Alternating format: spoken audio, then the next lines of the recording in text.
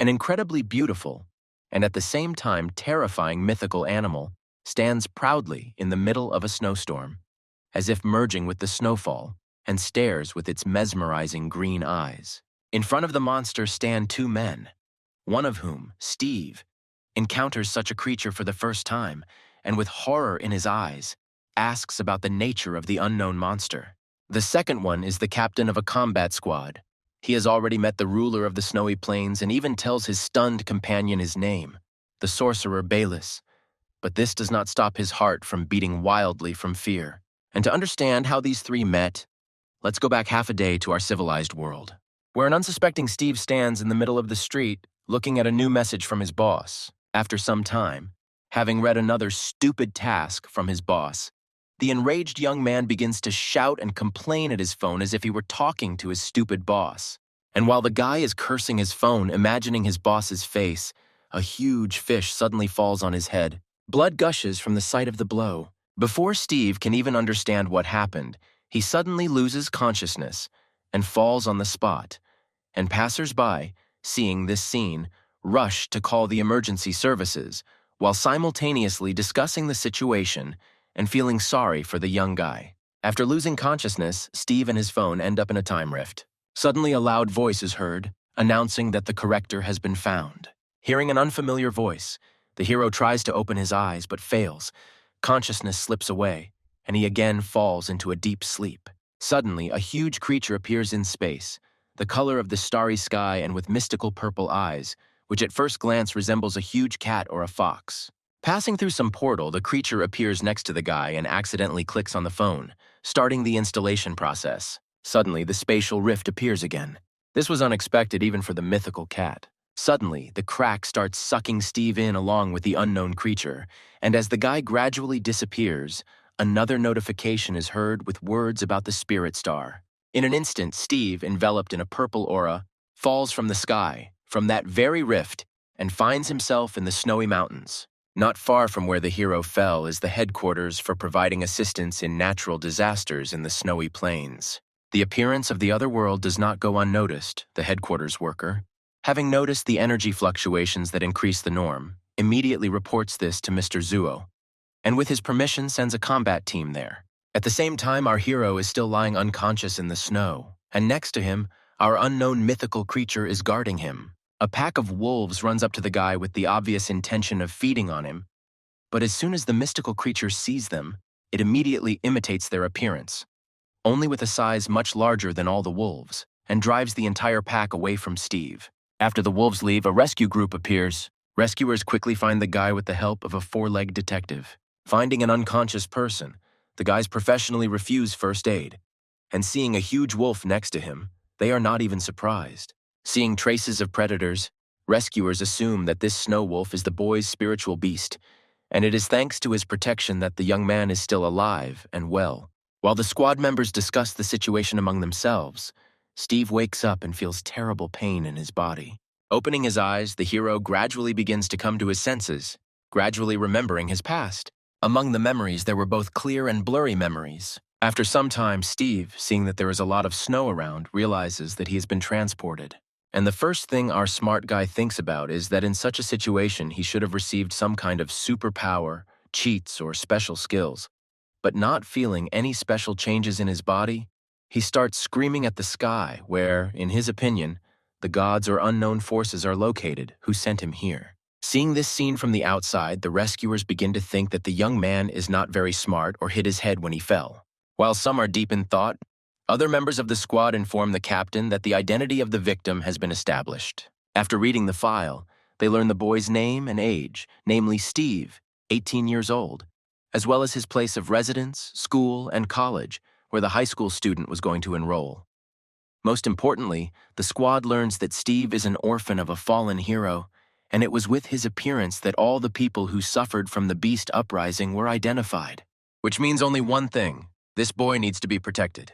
Seeing such a special person, one of the rescuers gives in to a surge of curiosity and asks the guy how he was able to survive the centipedes.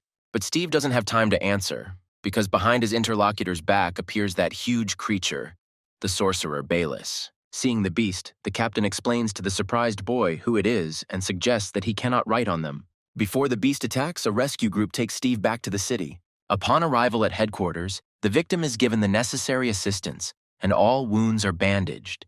And only after feeling pain throughout his body from countless wounds, Steve realizes that this is not just a dream, but reality, and that he really ended up in another world. After rummaging around in his pockets for a bit, the guy finds his student card and gradually begins to remember that this is one of the best schools on the continent.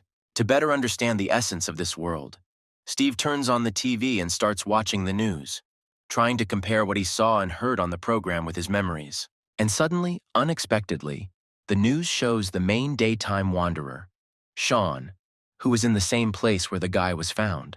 But the most amazing thing is that he is sitting on top of that huge monster, the ruler of the snowy plains. Seeing this, Steve, in surprise, runs up to the TV, and as if not believing his eyes, furiously tries to see if the monster is really a man. Gradually, the memories become clearer, and Steve begins to remember the structure of this world, namely, that there is a profession here, a spirit manager, and judging by the memories, these are people who can enter into spiritual contracts with the spiritual animals of this world and control them, namely, enter into battles, conduct reconnaissance. Remembering everything, Steve comes to the conclusion that he is not yet a spirit controller, but in his soul he is simply delighted that he got into the world of fantasy. And suddenly a familiar loud voice is heard in the air, which announces that the proofreader's status has been confirmed. Hearing a voice out of nowhere, the high school student jumps up in surprise. After looking around and making sure that there is no one else around except the big wolf, Steve begins to suspect that it was the wolf speaking and expresses all his suspicions, asking the animal if he has become a spirit, and reminding him that animals are no longer allowed to become personal spirits. And seeing the smug face of the impudent wolf, he loses his temper and shouts, clarifying that this was not praise. In a fit of anger, the hero accidentally drops the phone and notices that the screen displays the words 99%. Seeing the blue screen, the guy looks in surprise at the phone he took from Earth and realizes that something has changed. Suddenly, the download is completed and notifications with the guy's personal information start appearing one after another, where it is written that the owner of the phone is Steve, his race is human, his status is proofreader.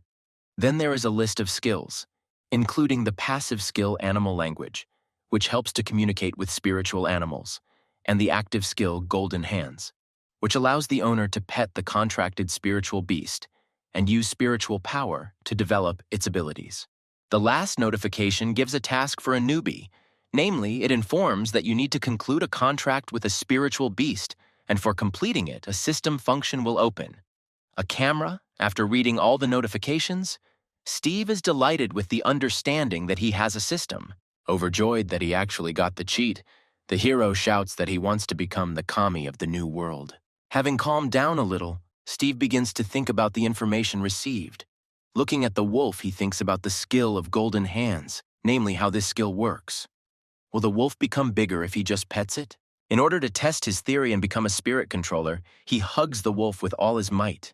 It is just not clear why he makes a scary face, and squeezes so hard that the poor guy even starts to cry from hopelessness. Suddenly, the room is covered with a night shroud, and a notification is heard that the task is completed. Our hero is now a newbie, controlling spirits, and therefore the camera function has been unlocked. Hearing the notification, the guy lets go of the frightened wolf and looks at his hands with confusion, noting that he doesn't feel any particular changes. To make sure that the task is completed, the boy checks his phone where he sees that, as expected, the information has changed. Among other characteristics, 2 more have been added, one of which is the rank of a novice spirit controller, and the second is spiritual power, which, judging by the indicators, is 100/100ths. Also, the recently acquired camera skill is now in the list of existing skills. Naturally, Steve decides to test his new skill, and turns on the camera and points the phone at the wolf to take a photo. Suddenly, the wolf takes on his true form. The hero cries out in surprise, asking at the same time whether he is the beast of emptiness and whether he was with him in that empty space. After hearing the answer of the spirit beast, Steve understands why he was able to complete the first task so quickly. Although to conclude a contract, you need to get the approval of the beast. In his case, everything went quite smoothly, since they were originally together, and obviously the wolf was not against the contract. And he also realizes the power of the beast language. since he is now talking to the wolf and fully understands what he is telling him. After talking with his spirit beast, Steve learns that the beast of emptiness itself does not know how it ended up with the guy and why they ended up in this world together.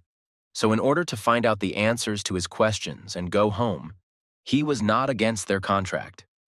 After hearing the wolf's story, Steve promises to take responsibility and take care of the beast. Having heard the guy's promise, the wolf happily licks his contact, and he in turn decides to test his golden hand skill. While petting the dog, the boy recalls the classification of spirit beasts, namely inferior, ordinary, good, excellent, and superior, which he recalls is equivalent to human IQ. Analyzing the data obtained, Steve understands that this is an unusual dog, and he has excellent natural abilities. While the hero is enthusiastically petting the husky, he does not notice how, using the golden hand skill, he has used up all his spiritual power and loses consciousness. At this time, standing at the entrance to the other world, Sean learns from his spirit animals that something unknown is being born in the depths of this other world. This thing grew from countless tentacles similar to branches. They were intertwined together, forming something between a tree and a rock. And then it took on a human form. Or rather, it was something very similar to an overly realistic statue, with white hair, creepy eyes, and a smile, the mere sight of which makes you shudder. After some time, Steve receives a new task from the system, which says that he must raise the contracted spirit beast to the normal level of 2 stars, and the reward for the task will be the opening of the skill of rapid assimilation, which allows the spirit beast, after the end of the battle, to gain more experience. After reading the notification, he is also surprised to find that the husky has become an application, and compared to the camera image in the application, there is much more information. Following the logic, the hero comes to the conclusion that all the spirit beasts with which he will have a contract will appear in the system as an application. While the guy was lost in his thoughts, a cute young girl with short blonde hair suddenly called out to him and, approaching from behind, tried to see what Steve was looking at. Taken by surprise, the guy suddenly pulled his hand away and hid the phone behind his back. It turned out that she was the daughter of Steve's parents' friends. Her name was Yuna. A spiritual beast was imprinted on her shoulder. Naturally, she and Steve had known each other since childhood, so the guy's reaction greatly surprised the girl. Suspecting something was wrong, Yuna abruptly snatched the phone from her friend's hands and, despite his objections, began to look at what her friend was so furiously trying to hide. On her phone, she found a photo of a dog and was surprised to learn that Steve had a dog, as she didn't know he liked animals. In order not to arouse even more suspicion, the hero decided to show his husky. He also realized that no one except him could see that strange system, and most likely the reason was his strange status as a corrector. While petting the dog, Yuna decided to ask her friend how he was feeling, since she heard that he had recently encountered a rift in the other world. Trying to explain the situation as naturally as possible, Steve only said that he was fine, and that the husky had saved him from the wolves. Yuna was surprised to see a smile on her friend's face when talking about such terrible events, and thanked the husky for saving Steve, promising something tasty as a reward next time. Suddenly, the guy had an idea. He asked his friend for permission to take a photo of her furry friend. And having received permission, he took a photo. And thanks to the system, he received full information about the beast, according to which the object is a fox of a snowy, starry night, has a normal level of 4 stars. Spiritual power is 240/240ths. Also has excellent natural data and 2 skills, namely snow explosion and star capture. Also, according to the information in the system, after reaching adulthood, cubs close to people, in addition to the ability to control snow and ice, can borrow the power of the stars. But the most unusual thing about all this was how skillfully the fox posed for the camera. Remembering all the cute poses she taught her pet, Yuna blushed with embarrassment and began to demand that Steve immediately delete the photo. Having calmed down a little, the girl remembered that after the shooting, the guy looked thoughtfully at his phone for some time and decided to find out the reason. Steve had no choice but to tell part of the truth. He said that he had made a contract with a dog at night and was now thinking about how to promote him to a 2-star. Having carefully heard her friend's story, Yuna was very surprised that he had become a spirit manager, but she was even more surprised that Steve had made a contract with a wolf of the snowy plains. Since these animals are not particularly suitable for a contract, they have comparatively low natural data and the limit of spiritual powers is not high. After listening to his girlfriend, the guy did not know how to explain his actions without revealing the secret that his husky was not a husky at all, and simply justified his actions by the fact that on that day, it was this wolf who saved him. Realizing the awkwardness of the situation, Yuna decided to cheer Steve up by telling him that sometimes the wolves of the snowy plains could awaken very powerful companion skills, although she herself understood that the likelihood of such a development of events was extremely small. This was the first time Steve had heard of a companion skill, so he decided to ask what it was. The girl calmly began to explain that these are skills that can only appear in spiritual beasts that have entered into a contract. For example, her fox has a chance to awaken such a skill, a snow dance, which allows the fluffy one, at the expense of spiritual forces, to move faster on snow and ice. Yuna also noted that the spiritual power of new spirit controllers is very weak, and even if the contracted spirit beast has high natural abilities and they were able to awaken the companion skill, it will not take even a few times to expend all their strength, and in serious cases, they may even lose consciousness. However, if they rest, their spiritual power will gradually recover.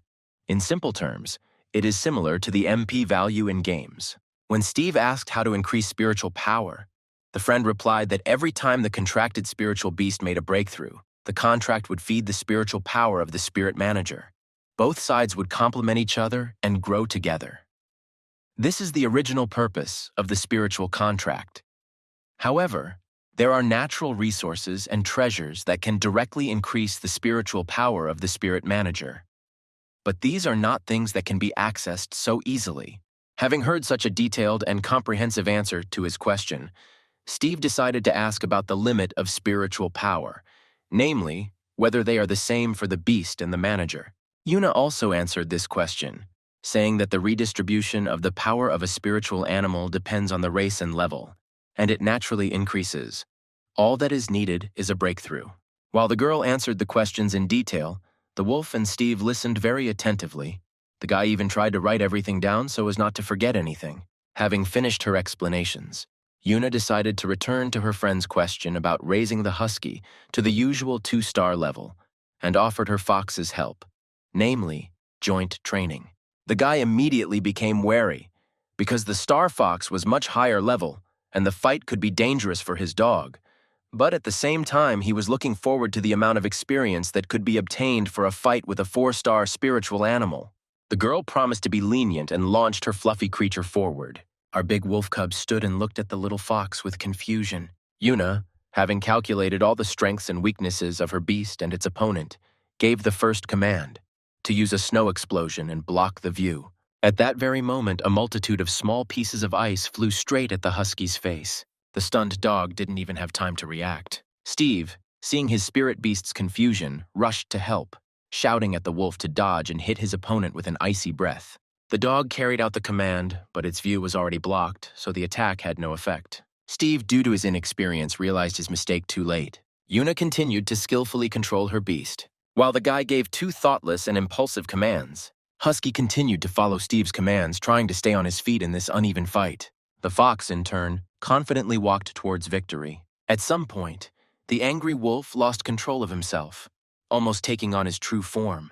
Noticing this, Steve quickly hugged the dog to calm him down. Seeing this, Yuna hastened to boast to her friend that she and the fluffy one were very strong, and while the girl and the fox stood proudly, with their noses up, the husky barked loudly at them in anger. He barked for a very long time and loudly. The cute wolf cub was very indignant. After the battle, Steve checked the husky app again and noticed that there were many unlocked features, and most likely to unlock them, you need to increase the level of the beast. But the guy still did not find information about who the correctors were. At the same time, on the snowy plains, one of the members of the combat squad reports to Sean, and concurrently to Mr. Zuo, that the outer perimeter of the other world is almost cleared of otherworldly beasts. After hearing the report, Zuo gives the order to retreat, and he himself heads to the entrance to enter there. Finally, the first day of school at the university arrived, and the first-year students of one of the world's prestigious universities were in the auditorium, where the head of Group B of Bingwan University, Danny Smith, gave an opening speech. After a short greeting, Danny Smith tells the freshmen about the training program, and also informs them that, at the request of the school, military training for freshmen will be conducted in the outside world, and the results of this training will be included in the final grades and will affect the professional classification in the next semester. After the leader's speech, the students begin to actively discuss what they heard, some expressing their fears about the terrifying beasts of that world, and some encouraging themselves and others with the news that Mr. Zuo is there. The only thing that bothers Steve is that even in this world, he won't be able to avoid military training. To cheer up the frightened students and ease the tension, the group leader tells them that there are only low-level beasts left, and that this will be a great lesson in controlling spirit beasts. Then reminds them that the training camp will begin in a week and the students will work in groups of 3. Of all he heard, Steve is only happy about this news, as he is counting on the help of his girlfriend, or rather her pet. To begin with, the guy asks Yuna to work together, and after receiving consent, he quickly goes to look for a third participant. But his enthusiasm quickly fades. The first years, having just heard that Steve's spiritual beast is a snow wolf, immediately refuse, since everyone wants to unite with the strongest. The guy himself understands this, so first he decides to unlock the quick absorption skill. Having made his decision, Steve asks Yuna where in the city there is a suitable place to train newcomers in spirit control. The girl, without thinking for long, answers that she herself was studying in the Spirit Control Pavilion, where they increased the level to the usual 4 stars. He also adds that the pavilion is free for orphans like them. But of course, this is limited only to the period of mental control of the newcomer. Hearing Yuna's recommendation, Steve, gently stroking the husky, tells him that they will go see the pavilion tomorrow. The dog responds to the news about the pavilion with a loud bark, for which he gets hit on the head by a contractor, which naturally infuriates the cute snow wolf cub. After safely exiting the other world, Mr. Zuo orders the battle group to convey his order that the parade will enter the other world tomorrow. But the snow plane army will be at the entrance, and they are forbidden to enter the depths of the other world's core. After making a decision, Steve and Yuna come to the pavilion. At the entrance, the administrator asks to show documents for registration. Seeing the young people's ID cards, the administrator is surprised to learn that they are the children of martyrs, and her gaze reflects the deepest respect. Entering the pavilion, the guy looks around with wide eyes, admiring what he sees. Yuna explains to her friend that this layer is specifically for beginners, and then there are layers for more advanced ones. From a conversation with Yuna, Steve learns that the girl studied here for 2 months, but his friend clarifies that before coming here, she went to him. But he said that he had some research in the snowfield. He did not give details, and the connection with him was broken, so she was very worried, and now she is very glad to know that everything is okay with him.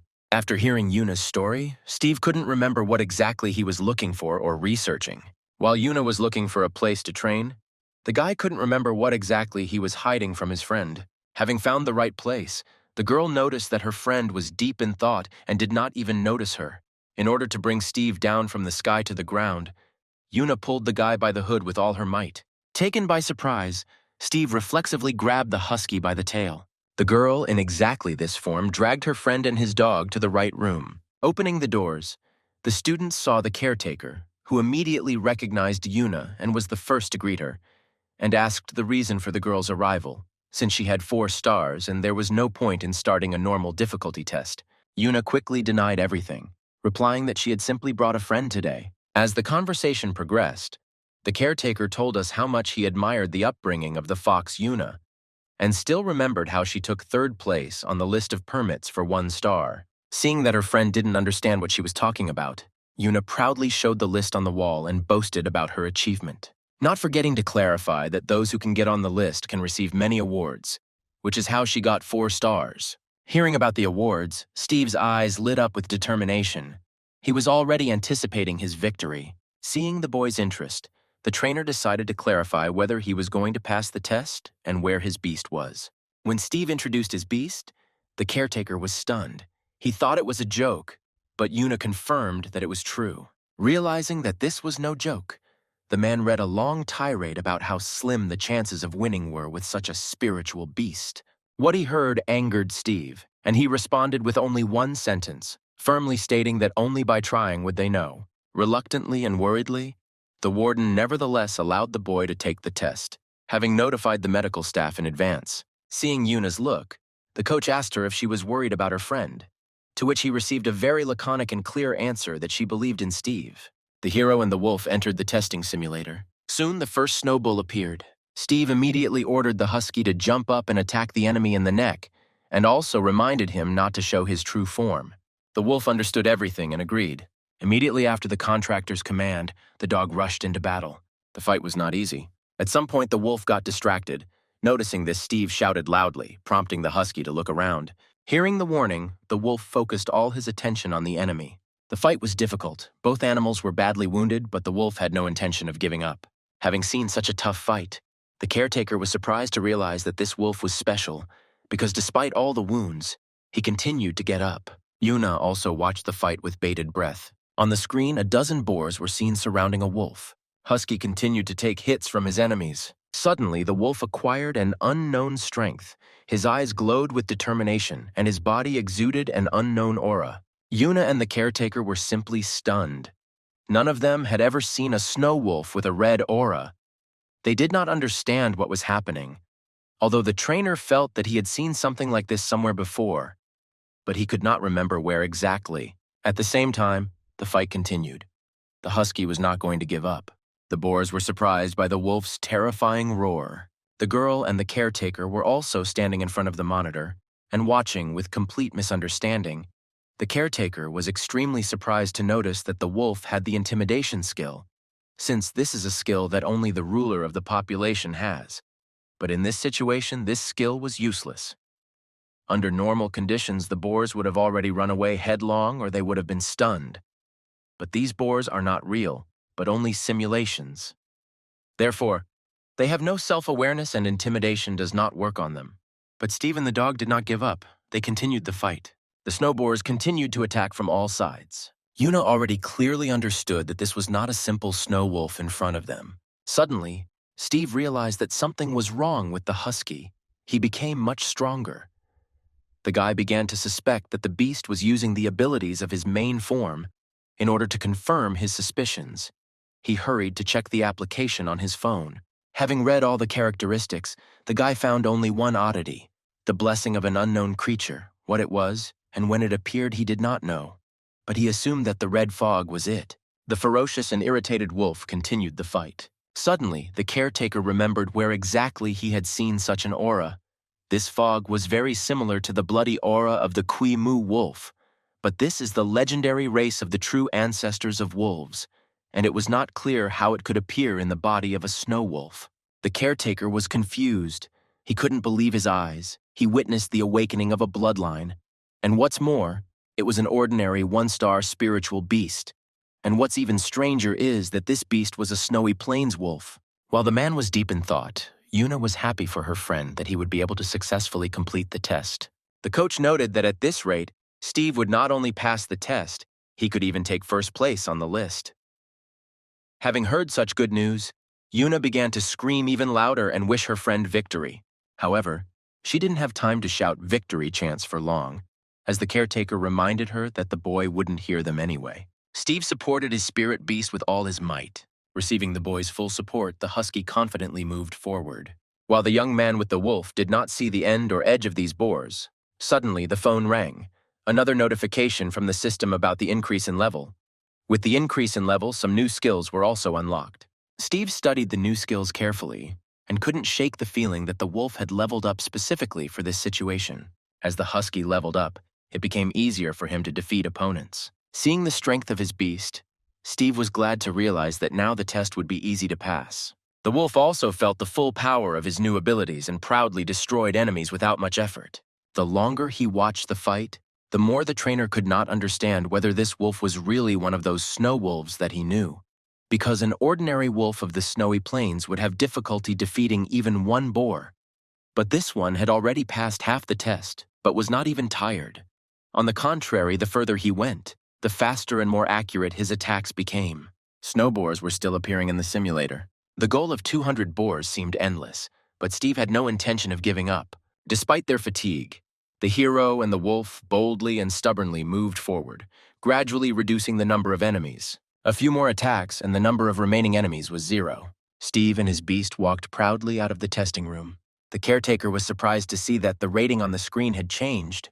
while Yuna was incredibly proud of her friend. Then other people present noticed that the list of easy difficulty leaders had changed and actively discussed this news. Everyone tried to imagine who Steve was and what his spiritual beast was. Having finished admiring himself, Steve decided to find out what his passing time was. After checking the information, the caretaker replied that the time was 2 hours 53 minutes, which was almost an hour faster than Mr. Zuo. Hearing this, the boy and the wolf cub jumped with happiness, learning that they had won first place. After learning that he had won first place, Steve began to think about the reward, secretly hoping that it would be money. A lot of money. From one look at her friend's shining eyes, Yuna immediately understood what he was thinking about and sternly warned him not to even think about money. The reward for first place should be especially valuable, something that cannot be bought with money. Having heard the young people's conversation, the coach hastened to say that the reward would not be meager, but he could not yet say exactly what it would be. While the caretaker was talking about past awards, Steve and Yuna had already left, as the guy was in a hurry to get his award. Noticing this, the coach ran after them, as he really wanted to introduce Steve to the owner of the pavilion. But what was his surprise to see the owner at the administrator's desk? Without even suspecting who was standing in front of him, the boy turned to the man at the uncle's table and joyfully pulled out a card with a smile and said that he had come for his reward. The man took the card from the guy and smiled slightly and asked if he was Steve, who had won first place on the easy level. Hearing this, everyone present suddenly turned around to look at the winner, the one who was able to get past Zuo. Seeing the snowy plains wolf next to the boy, the owner asked if the wolf was his spirit animal, to which Steve happily nodded, showing off his animal as if bragging about it. Analyzing the boy, the owner had high hopes for him, believing that he could become as great as Zuo, and perhaps even achieve more. After checking the card, the man asked Steve what reward he would like. Hearing the question, the guy was surprised and asked directly if the man could give him everything he wanted, and whether this meant that he was the boss here. The owner, with a proud smile, confirmed that he was ready to give everything Steve asked for, because it was he who founded the pavilion. Yuna and Steve were stunned by this news. The owner repeated his question about what reward the boy wanted. Steve almost wanted to ask for money, but Yuna pinched him on the waist and brought his friend back to his senses. Frightened by his girlfriend's angry expression, the guy quickly turned everything into a joke and quickly corrected the situation by saying that he would be glad to receive any gift from the owner of the pavilion. After thinking for a while, the old man made a decision. As soon as the owner opened his mouth to speak, the young guys immediately froze, listening to what he would say. As a reward, the owner decided that in addition to the usual rewards, the materials for the wolf's first evolution would be fully paid for by the pavilion. All those present who witnessed such a generous reward looked at Steve with envy, then with pity that his contract animal was a wolf. At the same time, Steve sincerely thanked the owner for the gifts. Having finished with the reward, the old man offered the guy to complete the level on normal difficulty. Hearing such a bold proposal, Steve responded with embarrassment that the owner was overestimating his capabilities. The owner appreciated the guy's modesty and noted that it was just a joke, but if Steve decides to do it, he should book a training ground in advance. Although the hero refused the usual level so as not to attract unnecessary attention to himself, the next day, almost all the visitors of the pavilion watched yesterday's fight of the amazing guy, who was able to set a new record in a pair with the snow wolf. A few days later, everyone was actively discussing this fight. Some looked down on him, thinking that there was nothing special about the guy, and some admired the spectacle. All these days, while others watched and discussed the challenge, Steve quietly trained with his wolf, tracking his progress in the app and calculating the time needed to get 3 stars. On the 5th day after receiving first place, the guy already had his own fan club, which included members of the pavilion, who came every day just to look at Steve with his wolf. They actively cheered for the hero and the huskies, shouting supportive chants. Analyzing the progress over the past days of training, the hero was almost certain that he would quickly achieve 4 and even 5 stars. While Steve sat quietly, the wolf trained as hard as he could, chasing and defeating snowboars. At this time, Louis, one of the strongest among the freshmen, with 5 stars, was calmly watching his favorite show on the computer. The freshman was completely absorbed by the cute girl on the screen. At the same time, one of the workers from Louis's mansion entered the room without knocking and handed over a report. Taken by surprise, the young gentleman abruptly closed the monitor and, with his face flushed with embarrassment, cried out, reminding that you need to knock before opening the door. When Louis received the report on Steve's success, he was extremely surprised because the report was talking about his classmate, with whom no one wanted to form a group. Finally, the time came for military training. Steve was pleased with his training and the Husky's progress. He assumed that the wolf would soon reach 3 stars. Suddenly, a teacher approached Yuna and Steve and said that their team was complete, which greatly surprised our couple, since they had not yet found a third member. Upon hearing this, the leader was extremely irritated, since according to the lists he had, the third member of the group was Louis. Louis hastened to justify his actions by saying that he had forgotten to submit an application. Then he approached Steve and extended his hand, asking to be taken into the group. Seeing that the guy was in no hurry to answer, Louis introduced his 5-star snow elf. Taking advantage of the opportunity, Louis planned to test the strength of the number 1 in the ranking, since he always trains at home and there was no opportunity to visit the pavilion. Before the guys could finish speaking, one of his classmates called Louis and was indignant that he had previously said that he was already in the group. In order to get out of the situation, the guy hastened to explain, saying that at that time he had things to do and now only Steve had a place in the group. Hearing this, all the participants became alarmed because everyone wanted a 5-star guy in their group. Some even started kicking out their partners to make room. Some even expressed complaints about Steve. Steve naturally did not accept them. Seeing the growing aggression, Yuna quickly agreed to accept Louis into the group. Hearing this, Steve proudly announced to everyone that the list had already been passed on to the teacher, and Louis was now in their group, which greatly angered the candidates for the best freshman group. Seeing that the group's issue had already been resolved, the leader ordered them to take their seats on the buses, and the students set off on their journey. On the way to their destination, the guys chatted cheerfully. Louis spoke with admiration about Zuo, who held all the existing records in the pavilion for 10 years. He also added that Steve was the first person to break her record at the novice level. After the story, Louis suggested that Steve, upon arrival at the training site, head deeper and have a sparring session. The hero happily agreed. Yuna was annoyed that the boys decided everything without asking her, but she agreed to go with them, on the condition that the boys would not ignore her. Louis and Steve instantly agreed. Suddenly, the hero noticed that the other students did not have contract animals with them and asked in surprise why. Yuna explained to her friend that everyone keeps their beasts in the spiritual domain and calls upon them during battles. The spiritual domain is a kind of portable space that allows contracted spirit beasts to rest and recover, and it can be opened by all spirit managers. After finishing her explanation, she began to demonstrate what it looked like. After hearing the explanation, Steve tried to imagine what it looked like. To help her friend open it, the girl once again called her fox from there, simultaneously explaining the algorithm of actions. Steve gently stroked the husky, preparing himself to open the spiritual domain, as instructed. The girl was sure that the guy wouldn't succeed the first time, but before she could finish speaking, Steve and the wolf started the process. Yuna and Louis were stunned by this situation. The process was successfully completed. The husky was able to enter the spiritual domain. Steve was absolutely delighted, and the girl couldn't believe her eyes. Not only Yuna, Louis was also surprised, and at the same time admired his partner. Finally, the buses reached their destination, where military vehicles were everywhere. The military transported the corpses of the killed monsters in cars. Some soldiers were unhappy with the arrival of the students, as they considered them not serious. At this time, in the mountain of killed monsters, something began to rustle and move. After the bus came to a complete stop, the students got off the vehicle. As they got off the bus, all the students looked around with admiration and interest, and Steve admired his spiritual domain. Not far from the students, the soldiers who were transporting the corpses got out of the car to report their arrival. After the report, the soldiers did not have time to unload the carcass, as some surviving monsters jumped out of the mountain of corpses. The students began to run away in panic. The soldiers quickly ran over, some busy destroying the monsters, while the rest kept the students safe. The military called in their contract animals to protect children and destroy creatures. However, many have already suffered.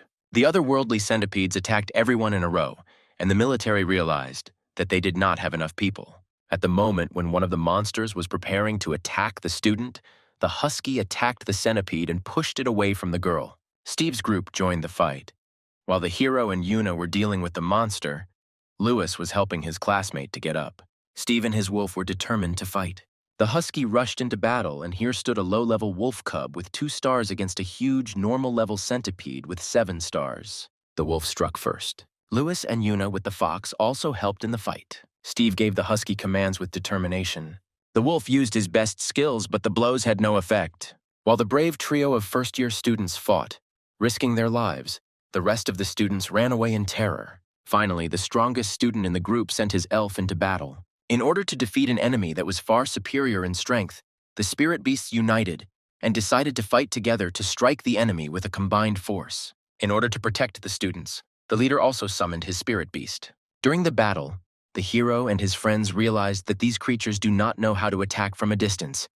In order to strike, they quickly reduced the distance and decided to use this advantage against the enemy. One of the students, watching his classmates fight with horror, began to think about why he himself did not dare to speak out against the monsters. The intensified fighting continued. Along the way, Louis watched the husky and tried to understand what skills he was using. While the wolf was concentrating his strength to deliver another blow, the monster was about to strike back with a poisonous slash. Noticing this, Steve loudly warned his beast to shorten quickly.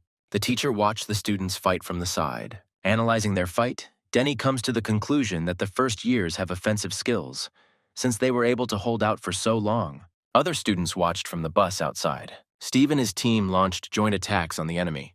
Their spirit beasts also combined their attacks. While the boys were focused on the fight, one of the centipedes quietly snuck up and grabbed Yuna. Seeing this, Steve gave the command to use the intimidation skill. The terrifying aura and loud roar had an effect. The monster weakened its grip. Freed from the grip, the girl collapsed to the ground.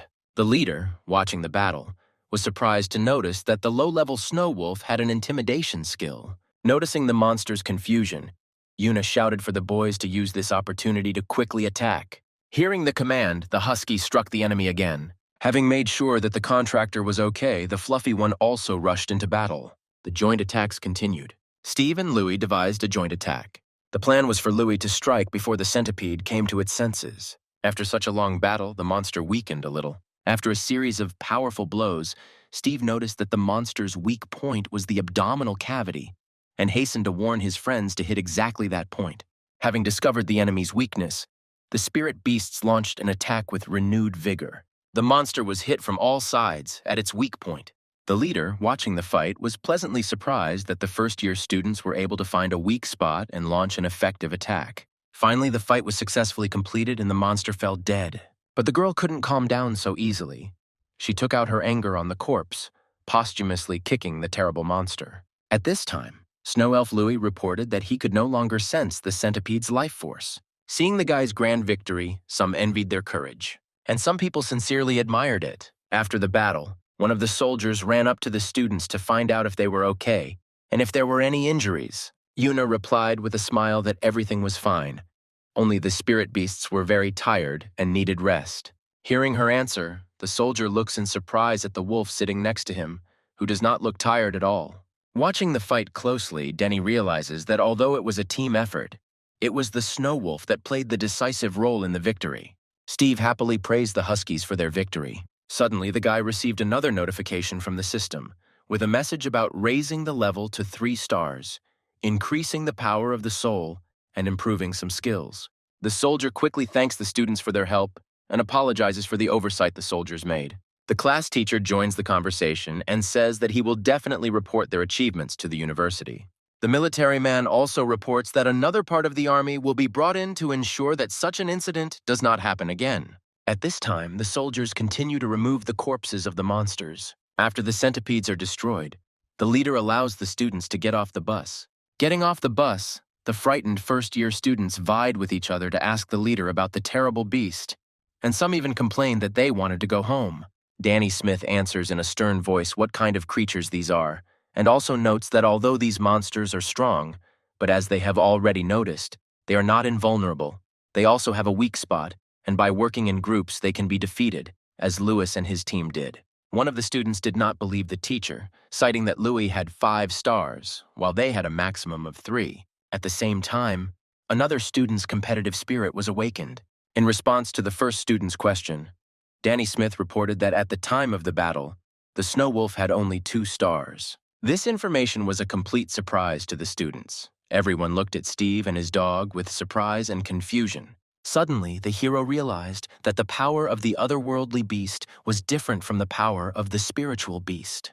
Then Steve decided to ask Mr. Smith if the gradation of the beast was different from the gradation of the spirit beasts. The teacher replies that the gradation is the same, but for some reason, otherworldly beasts of the same level are usually a level higher than those on the spirit star, and of all the otherworldly beasts compared so far. Although the difference between individuals and races varies, they were all better than the spirit beasts on the spirit star.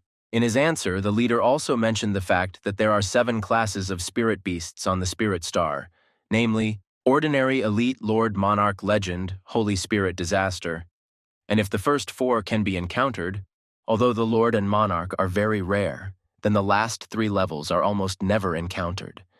Even the teacher himself has never met such in his life.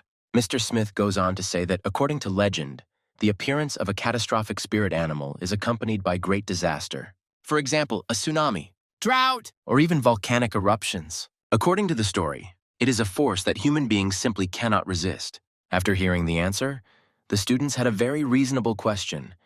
Is it possible to make a contract with such a powerful beast of catastrophic level? Sensei, also relying on the contents of the legend, replied that the human emperor of the ancient era of spirit beasts united the spirit planet with the help of the catastrophe-class spirit beast he bred. However, it is worth remembering that if the soul is not strong enough, it will not be able to withstand the power of the soul contract of a high-level spirit beast. According to the classes of spirit beasts, there are also 7 levels of spirit control, namely Novice Apprentice Professional Master Patriarch Glorious Hall of Fame, and after passing the exam through the Spirit Control Association, one can obtain the corresponding Spirit Control Certificate. On the other hand, Spirit Beast controllers can use the perception of their spirit beasts. Then the leader told the students about the appearance of the other world, about their duty to protect themselves and their world from the invasion of otherworldly monsters. Sensei's long speech, seasoned with emotional undertones, had its effect. The previously depressed and frightened first years now enthusiastically and boldly shouted that they could do it. Only now, having made sure that the students had come to their senses, was the tense leader able to breathe a sigh of relief. Only Steve, standing not far from the teacher, wondered whether he was a beast that fed on people, if he himself had come from Earth and probably also fallen through a time rift. In order to test his incredible theory, the guy decided to bite his best friend, who was nearby. After waiting a little while for the students to calm down, the sensei reminded the guys about the dangers of the other world. But having received no response, the leader only hoped for the prudence of his subordinates. Some groups were already actively looking for a place with a large number of monsters to show off their skills, and some were only discussing the plan of action. Suddenly, Yuna approached her group with several vials of super powerful recovery potions that were given to her by the army of the snowy plains. Steve's mouth watered when he saw the potions. He assumed that it was a tasty drink, and the wolf cub was not far from his contractor. But the girl quickly put the potions away from her friend, warning that this drink was only for spirit animals.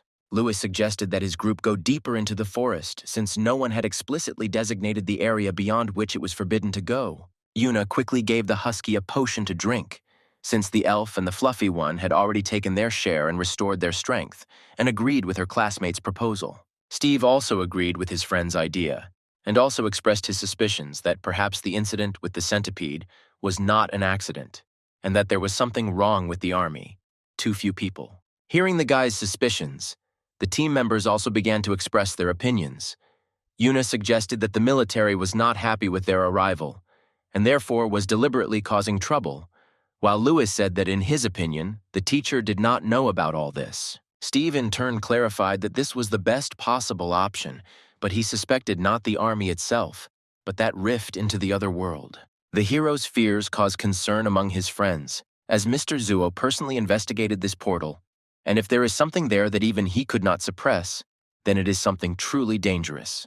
Seeing the tension in his friends, Steve quickly diffuses the situation and half-jokingly suggests that since they are still alive and the monsters haven't killed them, it means everything is under the control of the army. Having said everything he wanted, the hero headed towards the forest, reminding them that the stronger the beast, the more points they would receive. Yuna and Louis ran after him. At this time, another group of students was tensely searching for monsters, but strangely enough, they did not meet a single one during the entire time. One of the group members approached the leader, who stood out for his red hair and bad temper, saying that they would soon go beyond the designated area, and another suggested setting up an ambush right there. Hearing this, the irritated leader became even more furious and, almost in a commanding tone, said that all of this was just a trick of the university, and if they found and killed the monsters of the abyss, they would get much more points, finally ordering the group to silently follow him. The frightened classmates almost automatically responded with agreement. At the same time, Yuna was angry at Steve, not understanding what he was doing, because they came to the abyss for glasses. And Steve was busy with something very serious. He was making bait for the animal.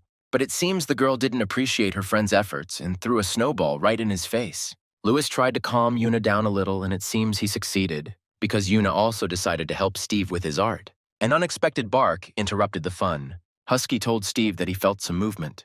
The girl looked around in surprise, but saw nothing.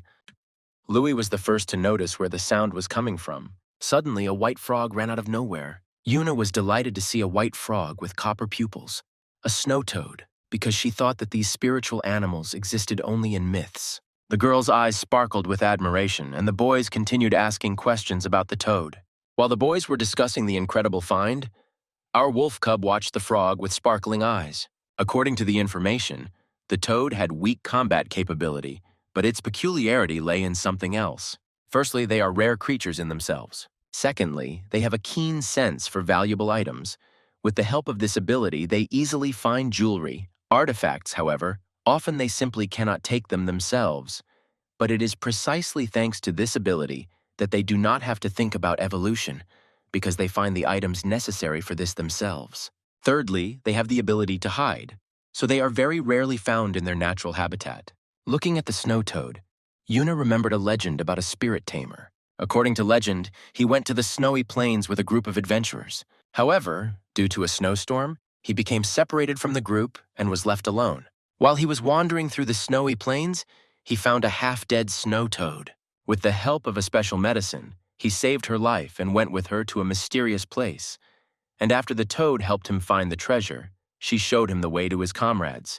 And after his elite-rank contract beast absorbed this artifact, he immediately received the rank of monarch, bypassing the lord. Steve listened to the legend with delight, imagining how quickly he could level up with the help of the toad. Louis also confirmed the veracity of the story. Hearing this, the hero's eyes immediately lit up. He happily ran to the frog to catch it. However, the frog turned out to be voracious and quickly jumped aside. Steve ended up with his face buried in the snow. Although the toad didn't let himself be caught, he told the guy that they were chasing him. Hearing this, Steve stood up abruptly. Suddenly, a pack of gray wolves appeared out of nowhere. Seeing the animals, Steve was happy that he would be able to get points. One of the wolves attacked the guy, but he immediately reacted. Lewis asked the elf to support the husky with the ice song skill. At this time, our wolf pounced and hit the gray wolf with his ice-piercing claws skill. The boy was proud of his wolf's victory. The battle continued. Erha easily defeated all his opponents. Yuna and Louis watched the fight with their mouths open in surprise, and understood that their help was not needed there. Erha quickly dealt with all of our toad's enemies. Having defeated all the offenders, the husky proudly stood in front of the frog. Steve also ran up to the animals and happily praised his dog for his brilliant victory and for protecting the frog. They didn't have time to rejoice in their victory when suddenly someone attacked them. There were no animals around, and the animals were not able to attack the target so clearly. Noticing his classmates, Steve got angry and said that normal people don't greet their friends like that. It was a group of 3 students. They calmly approached and started a conversation with a silly smile. One of them realized that since Steve was strong enough to withstand his attack, it was not worth openly fighting him, and abruptly began to pretend that it was just a greeting. The second one also smiled with difficulty and supported his friend's legend that they were just passing by. Steve was too lazy to deal with it, so he ignored it, only telling them to leave since they didn't need anything from them. But the group of impudent students did not want to leave so easily. They said that they came for the toad. With a smile on his face and anger in his soul, Steve suggested asking the toad itself if it would like to go with them. After talking to the toad for a while, Steve began to suspect that it was these guys who had set the wolves on the frog. For a while, the hero simply looked at the impudent group. Suddenly, the leader of the group asked Steve if he was going to attack them, to which the guy, making a funny face as if mocking them, replied that he was not as shameless as they were. Apparently, the response angered the group, so much so that the third member of the group wanted to attack again. But the leader of the group stopped him, saying that first they had to take the frog. Seeing this, Steve continued to mock and grimace. Yuna and Louis, understanding the situation and the degree of impudence of the other group, had already prepared a supply of snowballs and were waiting for Steve's further actions. The leader of the group slowly approached the toad and, holding out his hand, gently asked it to come closer. In response, the toad spat in his face. Steve didn't miss the chance to tease him, reminding him that the frog had no desire to join them. Naturally, the toad's little greeting angered the guy, and he decided to take her by force. But Steve stopped him, not letting him get close to the frog. Seeing this, the rest of the group suggested that the leader attack together. Without waiting for an answer, they rushed into battle. But the snow wolf quickly crossed all the attacks and protected the toad. This made the attackers even more angry. At the same time, the toad said that it was they who set those wolves on her. Hearing this, Steve decided to ask directly. The group leader did not expect such a question and accidentally gave himself away by asking Steve how he knew about it. With their suspicions confirmed, Steve and Louis prepared for battle. The enemy group also prepared to attack, but one of the group turned to Louis with a warning that because of this fight, their clans would begin to feud. Louis looked at the guy in bewilderment, not understanding what kind of feud between the clans there could be if he didn't even know him. The guy obviously didn't like the answer. Louis added that it was their fault, since they were the ones who set the animals on them. Yuna, who had been standing to the side all this time, also approached her friends and decided to support them. And then the first member of the enemy group to disturb the peace was the one who struck with an ice spear. The blow was aimed at Steve. Erha reacted instantly, covering the guy from the attacker's blow. But this did not stop the enemy. He continued to deliver cyclical blows with his skill. Husky also zealously defended Steve and fought off attacks.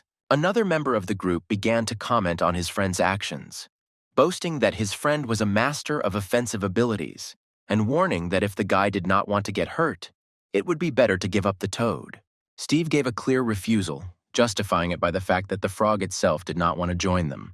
Undoubtedly, this was not the answer they expected, and they continued the battle. The spiritual beasts of the uninvited guests went on the attack.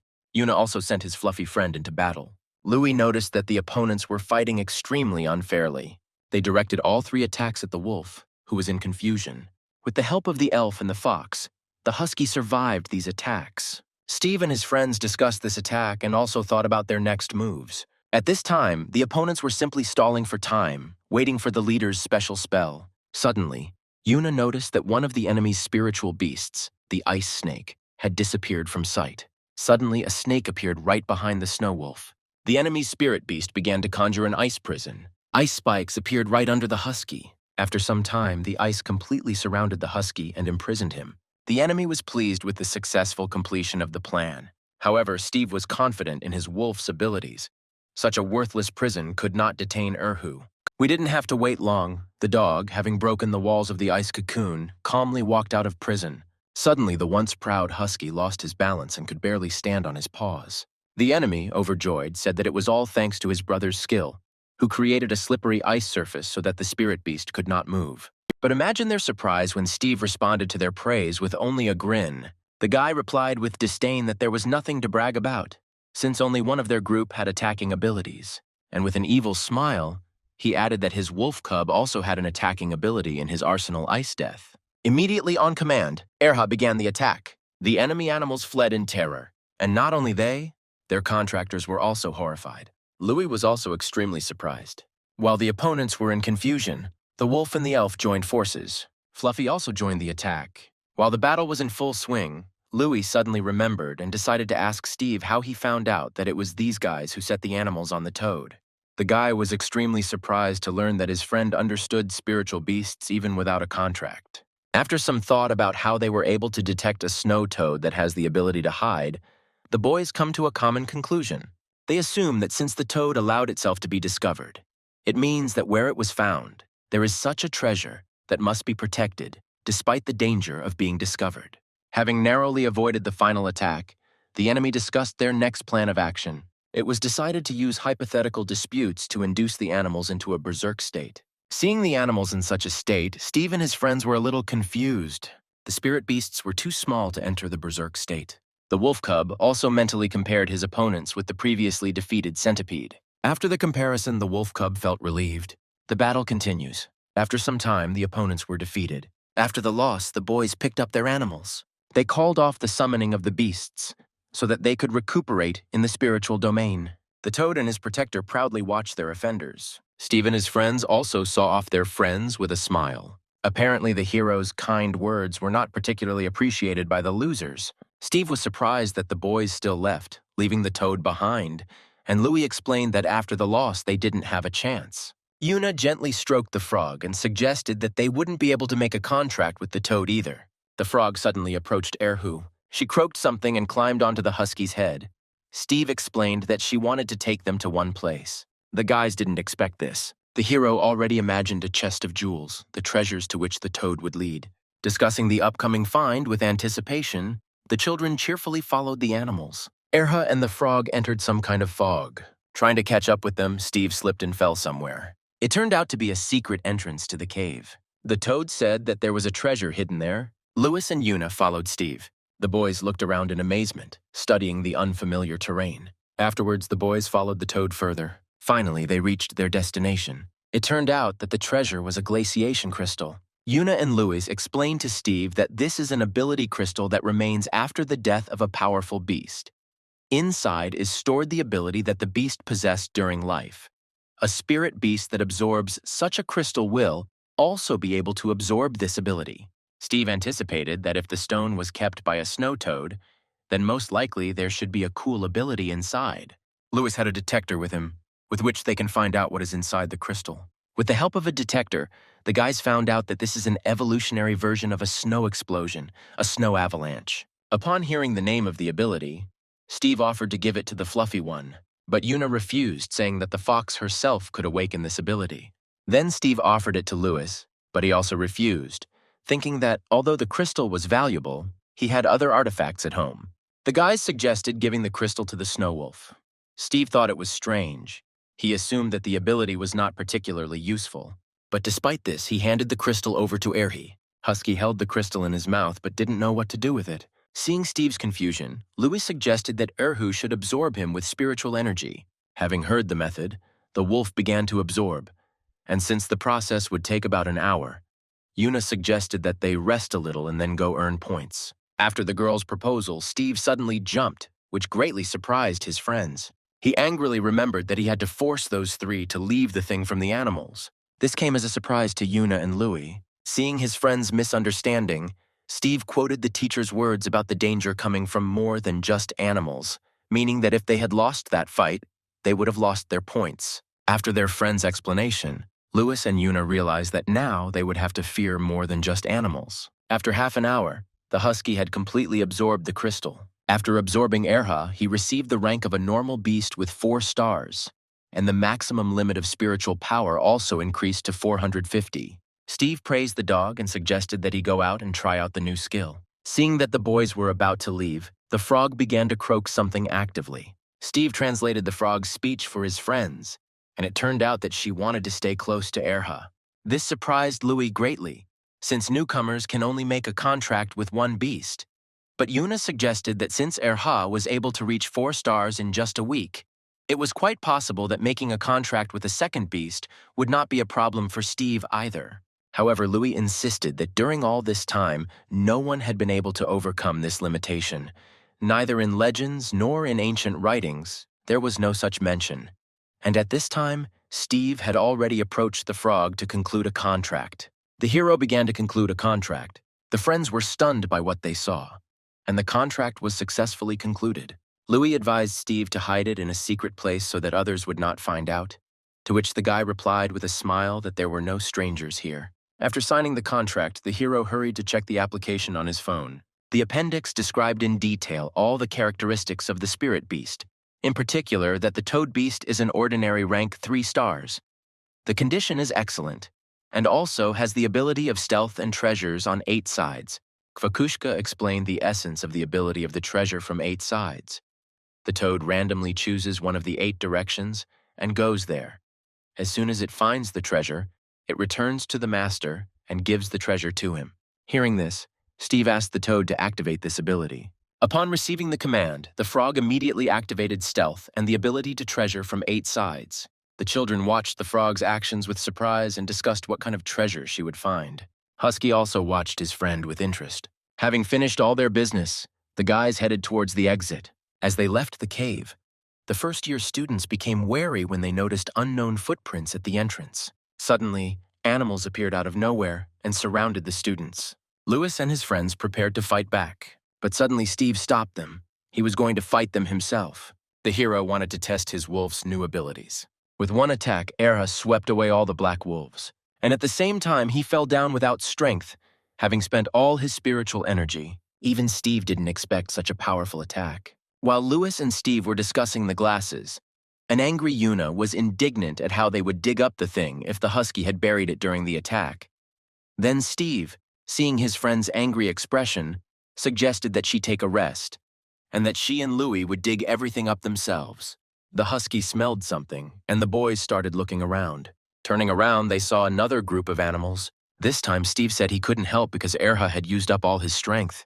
Yuna suggested fighting herself while the guys dug up the thing. But Louie also decided to participate in the fight to give the elf a chance to rise. Then Steve, complaining that it would have been better if he had also participated in the fight, went with his wolf to dig up the thing.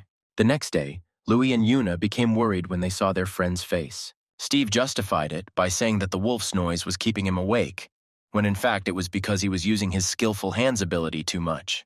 Yuna happily hugged Erhu and thanked him, as thanks to the snow avalanche, they were able to accumulate a lot of points. Having finished exchanging pleasantries, the guys went on to look for prey in order to earn more points.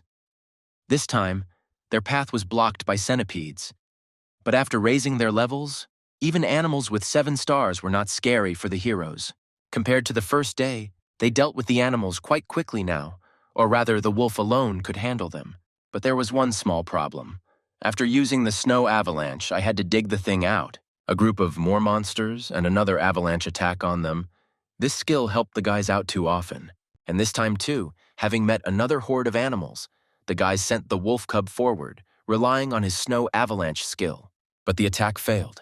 There were too many monsters. Only now, running away from the crowd of angry animals, the students realized that they had gone too deep into the wilds. Finally, the red-haired student, after raising the level of his spiritual beast, the snow boar, to 5 stars, was able to defeat the 7-star monster. While the leader admired his trophy, the other members of the group were too tired from the fight. They thought that the victory was hard won and were afraid that if they went further into the abyss, they might not return. They also thought that they had enough points, so there was no point in taking further risks. The leader, considering that they had reached deeper than the other groups, decided that most likely they would have more points, and most importantly, that even Louis would not be able to score more points. At this time, Lewis and his group looked at the huge bag of things and thought about only one thing: how to drag all this to the base.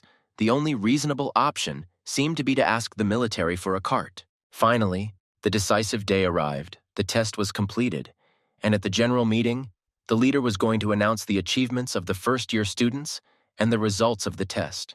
To begin with, he listed the criteria by which the guys would be assessed. The first-year students eagerly awaited their final grades. The teacher sat down at his desk and began calling students from the list to check their things. The guys were very nervous. The students took turns approaching Mr. Denny, checking in, and providing their items for counting. After seeing the results of the other groups, the members of the red-haired guys group became more and more confident that they would have the best result, since the others scored less than 1,000 points. While Louis was standing in line with a small bag containing an item from a normal rank beast, a red-haired guy walked past him, and seeing the size of Lewis's bag, he grinned, thinking that this was all their loot, and went on to hand over his bag to the teacher. Noticing such an open mockery from his classmate, Louis felt awkward and waited impatiently for Steve and Yun to return, as they were supposed to bring the main bag of things. Finally, it was the turn of the group of guys with nice hair, and suddenly the students started to stir. As he expected, among those who had already counted their points, his group had the best result. After them came the turn of Lewis's group. Some of the guy's fans were keeping their fingers crossed for him and wishing him luck. After looking at the list, the teacher called the boy. Although his friends had not yet returned, Louis came up and handed over the small bag he had with him. The manager was surprised but began counting. All this time, the boy was nervously waiting for his friends, thinking that they would not make it on time. He asked the teacher to wait a little, but suddenly there was a loud sound, and everyone turned around sharply. It was Yuna and Steve with a huge bag of things on a cart. The boys proudly pushed the cart towards the teacher's desk. Seeing such a huge bag, the red-haired boy, who considered Louis his main rival, was speechless. The leader jumped up from his seat in surprise and hurried to clarify whether the bag contained resources from the animals they had hunted. Having received a positive answer, Mr. Denny became slightly irritated, because now he would have to start the calculations from the beginning. Louis and Steve had a hard time dragging the item to the counting table. When the manager saw the contents of the bag, he couldn't believe his eyes. And it wasn't just him. Louis' self-proclaimed rival was also in shock. The guy couldn't understand how this was possible, but he didn't doubt Louis's honesty. At this time, Steve's group was waiting with anticipation for the results of the count. Having finished the counting, the extremely surprised teacher reported that they had counted 260 low-level beasts, 155 medium-level beasts, and 5 high-level beasts, and in total the children had earned 23,100 points. Hearing this, all the students were in shock. Some even began to gossip that it was impossible and most likely the guys stole the loot from others. But there were also those who did not believe in it and spoke out in defense. The red-haired man was completely speechless from what he heard and saw. Having recovered a little from the shock, the leader announced that if no one else had more points, then it could be considered that the winners had already been determined, and according to the rules, they would receive 30,000 points as a reward. Having heard the good news, Yuna and Steve have already started to divide the reward between the group members equally. That is 10,000 each. Louis joined the conversation and expressed his opinion that with 10,000 points, Erha would be able to reach 5 stars. The cheerful conversation was interrupted by the teacher's voice. One of the girls reported that their thing had been stolen, and the angry leader asked who exactly it was. Hearing this, the guys turned around abruptly. Everyone present was extremely surprised. The group members became worried about their friend as they also did not know about it. The girl reported that she was fine, but her spirit beast was slightly injured. She also said she remembered the attackers. Hearing the answer, the enraged friend felt relieved and promised that as soon as they returned, she would definitely take revenge at the competition. After listening to the student, the teacher once again reminded the students that outside the university, danger comes not only from monsters, but also from other groups, and this situation will serve as a warning to them. Students who had previously turned a blind eye to all this were now seriously worried, because they had initially thought that such situations would cross the university. Steve and Yuna began to suspect those idiots with whom they had already had an argument. Louis assumed that the university knew about everything, since there weren't many newcomers, and they would most likely meet again at the freshman tryouts. Steve didn't understand what competition they were talking about. Louis said that every year there is a competition among newcomers within the university. The most promising students will represent the school in the competition, and that's why he thinks they should use these points to level up their spirit beasts, so they can wipe everyone's noses in the preliminaries. After the test was over, the students headed to the buses. On the way back, Steve happily informed his friends that after the extra 50% was counted, they each had 11,500 points. 2 days later, after checking the app, the hero noticed that Erha would be able to level up to 5 stars. Just like Louis said, the points could be exchanged at the school administration for items to level up. Husky also arrived in a good mood. Passing by the hero, the red-haired guy looked after Steve with displeasure, not understanding how he was able to reach 4 stars so quickly, if at the beginning of the month he only had 1 and hoped that the spiritual pills that he received in exchange for points would help the snowboard reach 6 stars. Feeling a gaze on him, Steve turned around, but the guy was already gone. One of the teachers sat at the administrative desk. When he entered the administration office, Steve said that he wanted to exchange his glasses. The teacher asked to show his student ID. Seeing that there was a first-year student in front of him, the teacher advised him to take the white pills. Noticing that the list only contained pills, Steve asked the teacher if the black pills were the best, since they were the most expensive on the list. With a bored look, the man replied that it was not so, but usually newcomers did not have enough points to buy something else. But if the guy has more than 1,000 points, the teacher continued, then he can provide a store assortment with mid-level goods. But even this did not suit the guy. Steve asked with a smile about the highest-level artifacts for 10,000 points. The teacher was surprised and, with a distrustful smile, agreed to show the list of goods. On the list of items, the cheapest one cost 10,000. It was the bone marrow of a real wolf, and after looking at the assortment, Steve became interested in this item. The teacher explained that this was bone fluid that was obtained from a lord-level beast. He also added that of course they are great for wolves, and in addition to increasing the level, they also increase the maximum amount of spiritual energy. In the list of items, Steve became interested in another item, which was much more expensive. 200,000 points. It was the blood of a real wolf. According to the man's explanation, it is much more effective than bone fluid and can help awaken now lost legendary abilities. After thinking for a bit, the teacher told the boy that a lot of points were given for winning the qualifying round. Hearing the teacher, Steve asked with a smile for the bone marrow of a real wolf and 3 black pills. The teacher was very surprised when he saw the first-year student's score. Seeing the disbelief on the man's face, Steve became slightly angry and repeated his order. While the boy was rejoicing over his successful purchase, the teacher looked after him in bewilderment, not understanding where the first-year student got so many points from. When Steve got home, the first thing he did was feed the black pills to the wolf. Erha ate the pills with pleasure. As soon as the husky swallowed the pills, Steve eagerly asked what and how the dog felt, whether the rank had increased, but he didn't have to wait long. The rank and ultimate spiritual energy increased. Next, Steve fed Erhu the bone marrow of a real wolf, in the hopes that the wolf would be able to awaken an active secondary ability. The process of mastering the artifact has begun. Deep within Erha's consciousness, he confronted the energy of the black wolf. In this state, Steve could do nothing to help his beast. All he could do was wait. After some time, Erha mastered the black wolf's energy and reached 6 stars. The wolf happily licked the contractor out of happiness, and Steve, in turn, eagerly wanted to know if he had received a new skill.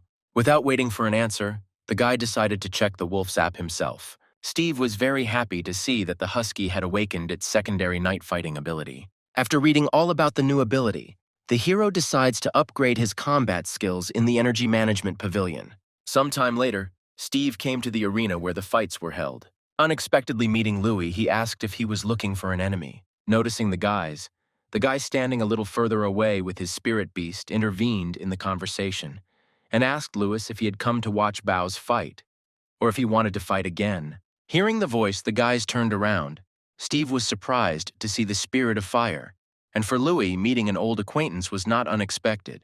When Green challenged him, Louis reminded him that his spirit beast was a support and should not be dragged into any fights. It was the first time Steve had seen the guy, so Louis whispered to him that it was Green, also a newbie, crazy about fighting, always looking for opponents here. And Green's spirit beast, Bao, is a devil that originates from fire, making him especially strong against ice element opponents. While the guys were making promises among themselves, Green once again turned to Louis, saying that he knew that ice had fighting abilities. In response, Louis just waved it off, praising Bao and asking how many stars the little devil had. The guy proudly replied that there were 7 stars and once again suggested that they fight with their fists. Overhearing their conversation, Steve was surprised to learn that ice had combat abilities, but his friend quickly clarified that it was a skill called ice weaponry and only lasted for 5 minutes. While the boys were chatting, the elf and the wolf also exchanged smiles. They were happy to meet again. Seeing his friend's curiosity, Louis offered to demonstrate the skill, but only on the battlefield. The friends were interrupted by Green, who again suggested fighting, but this time to Steve. Seeing the guy's obsession with fighting, Steve became convinced that Green was hooked on fighting. However, Steve had no experience fighting one-on-one with another tamer, so he saw this as a great chance to test his abilities. Green and Louis didn't expect Steve to agree so quickly, and here the opponents stand in the arena. From the first seconds of the fight, Green underestimated Steve, seeing that he has a spiritual beast, a snow wolf. Already almost certain of victory, Green warned Bao to restrain himself and not to hit the wolf too hard. Steve, in turn, told the wolf that although they were underestimated, the enemy was a beast with 7 stars, so they would have to try their best. The first to rush into battle was the little devil. Erha responded with an icy breath, but Bao stopped the wolf's attack in an instant, and what's more, he struck back. Steve hurried and gave the command to Erhi to bow away from the fire turtles, but the attack pursued the wolf. Tired of running away, Erha tried to stop the fireballs with his icy breath, but the little devil turned out to be stronger and conjured up even more fiery monsters. Balls of fire attacked the wolf from all sides. Erha tried to counterattack. He released his red aura again and entered a state of true awakening. In response, Bao summoned a fiery bull. The wolf fought bravely against the fire attacks. At this time, Steve observed and analyzed the wolf cub's actions, his skills, and predicted further actions. During the fight, Erha recalled his partner's words, as well as his last fight with the ice snake. The wolf continued to circle, avoiding the fire attacks. At the same time, the little devil continued to increase the number of fire monsters more and more. Suddenly, right in front of the wolf cub, one of the fire monsters appeared, which looked very much like a wolf. It was surprising, so Eri became curious and decided to pet his fellow. But naturally, I got burned by it. Even Bao found this strange, and was so surprised that he even stopped his attacks, while the silly little wolf cub whined in pain and blew on his burnt paw with all his might to ease the pain a little. Suddenly, the water appeared and threw Bao to the ground. It all happened so quickly that even Green didn't understand what had happened. But the guy quickly came to his senses and gave the command to get up. Hearing the command, Bao stood up and used the skill devil separation. This surprised Steve and Erhu. While the wolf was confused, the little devil took advantage of his advantage and took off to attack from the air. Steve, noticing this, warned the husky that the enemy was above. And Green, in turn, praised the resourcefulness of his beast and recognized the wolf as a worthy opponent. The battle was in full swing, and not one of the animals wanted to give in. With a burnt face, the wolf was already about to use his trump card.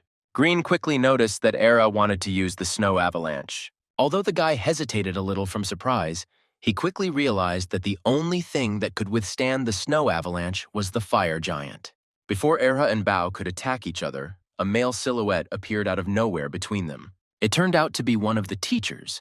He scolded the boys for using too strong skills and warned that if they wanted to measure their strength, then it would be better to wait for the qualifiers. Otherwise, if they destroyed the arena, they would have to compensate for the damage from their own pockets, since other students also needed the arena. Steve quickly hugged his wolf to calm him down and informed the teacher that they were done. Finally, the teacher warned that at the qualifying rounds, the boys would be able to fight with all their might and destroy everything around them. No one would demand compensation, but using destructive abilities before the competition was prohibited. To the teacher's strict tone, the boys immediately responded that they understood everything. After the teacher left, the boys shook hands, and at the end, Green asked Steve if the wolf was high level, but he replied that no, they had only taken the 6th star yesterday. This was unexpected for Green. Analyzing the fight, he assumed that the wolf cub was of a high level. Lewis also wanted to make peace with his friend, and hoped that at least at the qualifying rounds they would meet. Green was still in a slight shock that the 6-star beast had almost defeated his Bao, because according to the guy's calculations, the little devil most likely wouldn't be able to withstand an avalanche. After leaving, Steve also lamented to Erhu to see the difference between him and other spirit beasts, and decided to arrange special training. The boy and the wolf went to the pavilion for some intense training. When the administrator asked about the level of difficulty, Steve replied that this time they would go to advanced training, which really surprised the girl. In response to the employee's curiosity, the guy proudly replied that they had recently received their 6th star.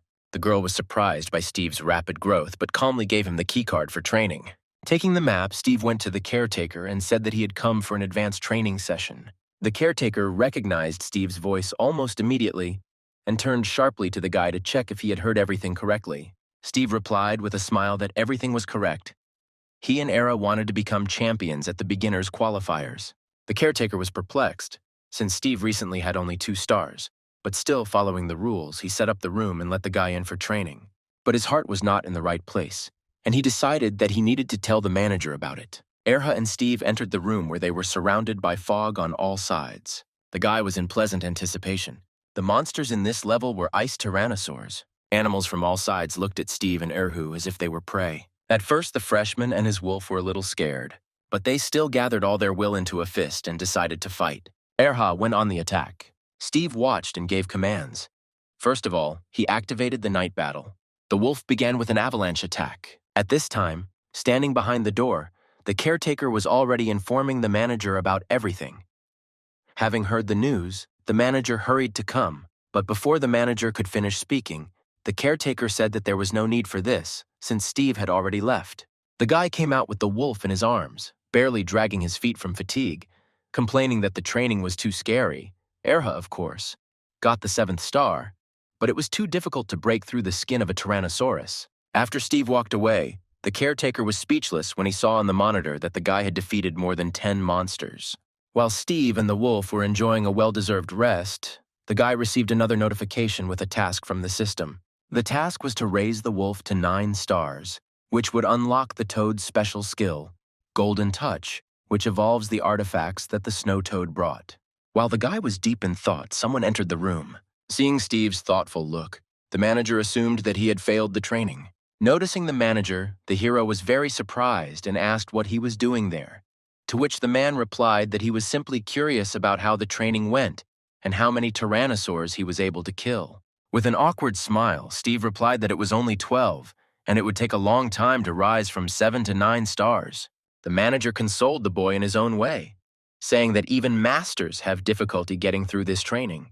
Then, Steve remembered that as a reward for first place in the ranking, the manager promised to give materials for evolution or promotion, and asked the man to give them now. But the man explained that if the guy uses the materials now for promotion, then for evolution he will have to find ways himself. Steve confidently replied that everything was fine. Then the manager agreed to give the reward now, and looking at Erhu, the manager became interested in how much his spiritual power limit was now. The man was extremely surprised to learn that it was 900, since it was the first time in his life that he had seen such a high level. According to statistics, beasts of an ordinary rank could only reach up to 800. Based on his experience, the manager assumed that the beast had special techniques for developing spiritual energy, or that this wolf was special. Steve decided to change the subject by asking how previous snow guards had handled this training. Then the man told about a girl who had a beast with fire magic and 8 stars, but she could not pass this training, and one day she spent a whole week in the gym. Then her beast received the 9th star and increased spiritual energy to 1200. And only then she was able to pass this training. But after her, no one could repeat this. Finally, the manager promised a reward if Steve could beat her record, to which the guy happily agreed. At night, Steve and Era looked closely at the crystal they received from the manager. After thinking for a bit, the guy threw the material to the wolf so that he could eat it and raise his level. The process of energy absorption has started. Surprisingly, this time everything went much faster. After absorbing, as expected, Erha received the 9th star, and also the skill Ice Breath evolved into Ice Mist. Steve was simply delighted by this. Erha was also happy with his success. The silence was broken by the sound of a new notification. In the first part, there were congratulations that the task was completed, and in the second, a new task, to complete which the snow wolf needs to go through the first degree of evolution and advanced training, and the reward will be the unlocking of the ability of the Eye of the True Beast. After completing the first task, Steve and the Huskies eagerly awaited the return of the snow toad. As soon as Croaker reached the door, the boy happily opened the door to let the frog in. Seeing Steve, Quack happily showed off his find. The guy looked at the object with curiosity and did not know what it was. After thinking for a bit, he decided to ask the manager and immediately sent him a photo of the find. The man didn't expect a message from Steve, and when he saw the contents, he was completely speechless. It was a rare evolutionary item for beasts with fire magic, a flower made of magma. He immediately wrote Steve everything he knew about the flower, and also added that it would not be suitable for the snow wolf, if necessary, in the pavilion. It could be exchanged for something more suitable. After learning that the item was not suitable for Era, Steve decided to try the golden touch on it to see what kind of item it would turn into. As soon as the boy activated the skill, the light from the magma enveloped the entire room. Having received no answer from the student, the manager began to suggest all sorts of possible uses for the evolutionary object. For starters, there are different evolution paths. For example, a regular slime can absorb both snow and fire creature items. But this only applies to those animals that can accept different paths of evolution within themselves. And the snow wolf is not one of them. And if you feed it a flower, it may die. Realizing this, the manager rushed to find Steve's address to check if he was trying to feed his beast a flower to achieve a fire evolution. By that time, the magma flower had already transformed into something else, or rather, returned to its original form. After much thought, the boy finally brought the flower closer to the wolf and asked if this object was an item for fire evolution and whether Erha would be able to absorb it. Although the guy was worried, understanding all the risks, he still decided to try, promising to help the wolf if something went wrong and also giving strict orders to stop if he felt danger. The wolf happily agreed. At this time, the manager was rushing toward Steve with all his might, hoping that he would make it in time. Steve and Erha began the takeover. There was a fiery aura around. At that moment, the manager suddenly opened the door, shouting that it was wrong to give a flower to a wolf. He was in shock. The snow wolf calmly absorbed the fire energy. Evolution completed successfully, spiritual energy became 1700, and a new side ability, Fire Whirlwind, also appeared. The boy and the wolf were extremely surprised to see a man on the doorstep, and the manager was shocked that the wolf had managed to cope with evolution. Steve and Erha quickly tried to hide the burnt floor, and the KWA managed to hide in the spiritual space. The manager approached the wolf and asked if it had really evolved, but he was unable to rise to a higher level, and in response, the dog whined something. Steve quickly hugged Erhu and translated his speech for the manager, saying that the wolf was stuck on the 9th star, so he wanted to go back to the training hall and deal with the tyrannosaurs. The boy's answer made the old man happy, and he replied that he would be waiting for them with impatience. Steve and Erha were determined to win. As soon as the manager left, Steve released Quack. The hero was pleased with himself that he managed to send the frog to the spiritual space in time, and the manager did not find out about the 2 contracts. Quackwa didn't have time to return, but was already getting ready to go somewhere again. This time, Steve instructed her to find something for her evolution. The toad agreed and headed towards the door. As a farewell, Steve touched Quackwa to his heart's content.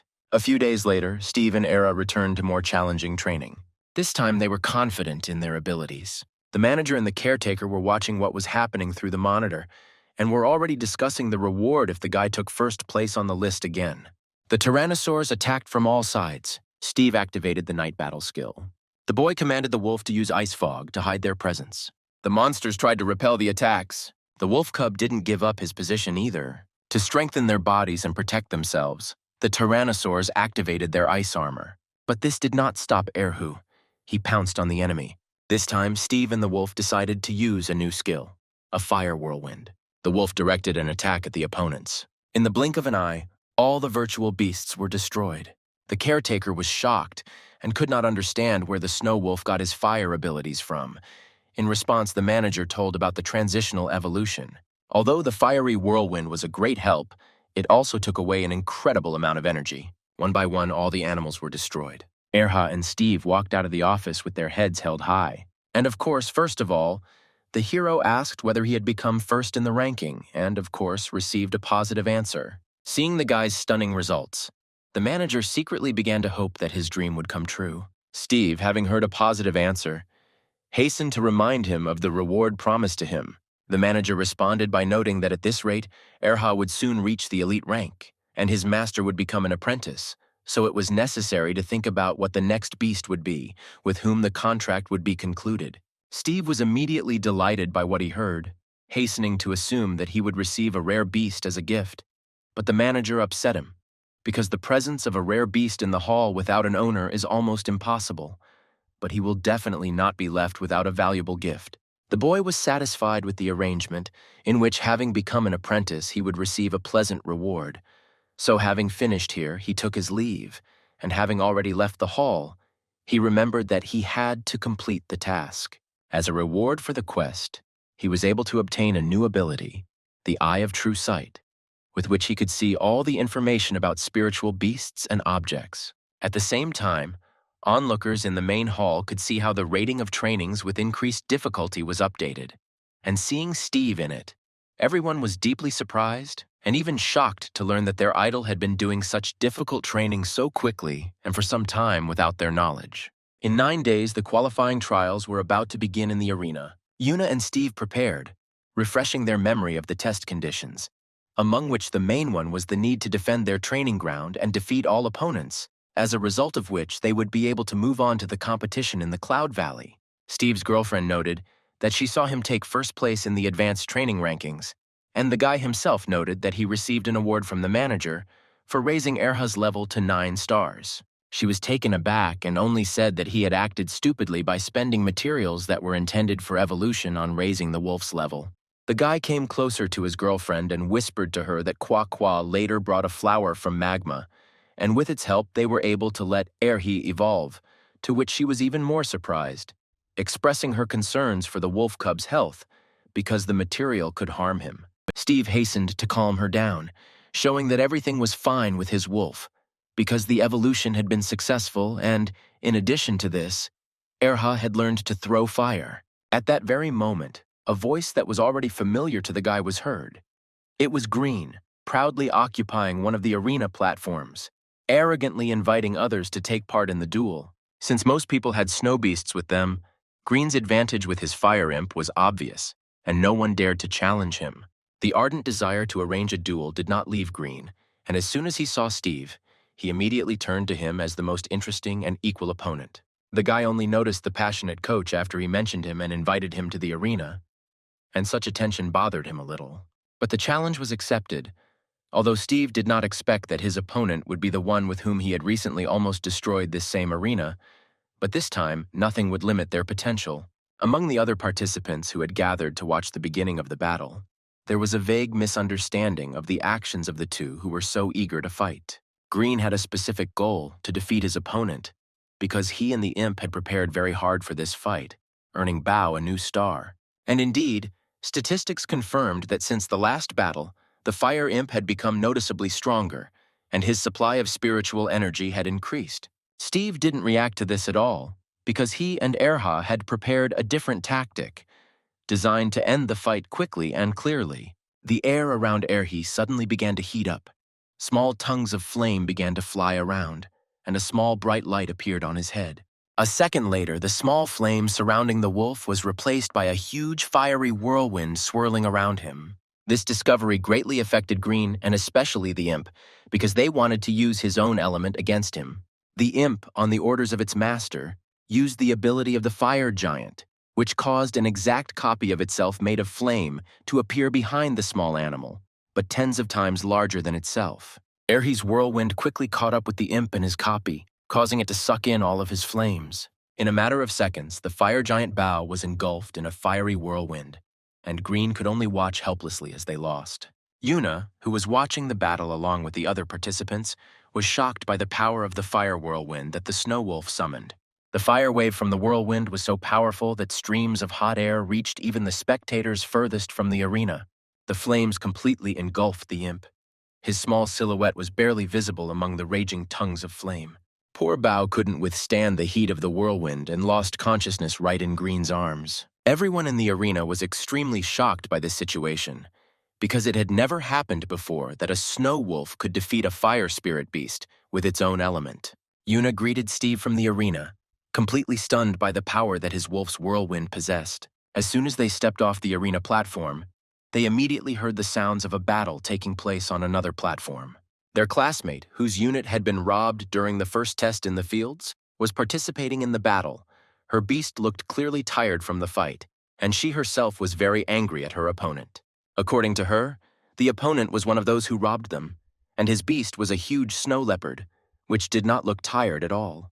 The leopard's owner, with a haughty smile, explained that the snowy plain was a wild territory where the rules of the university did not apply, but rather the laws of the wild nature applied.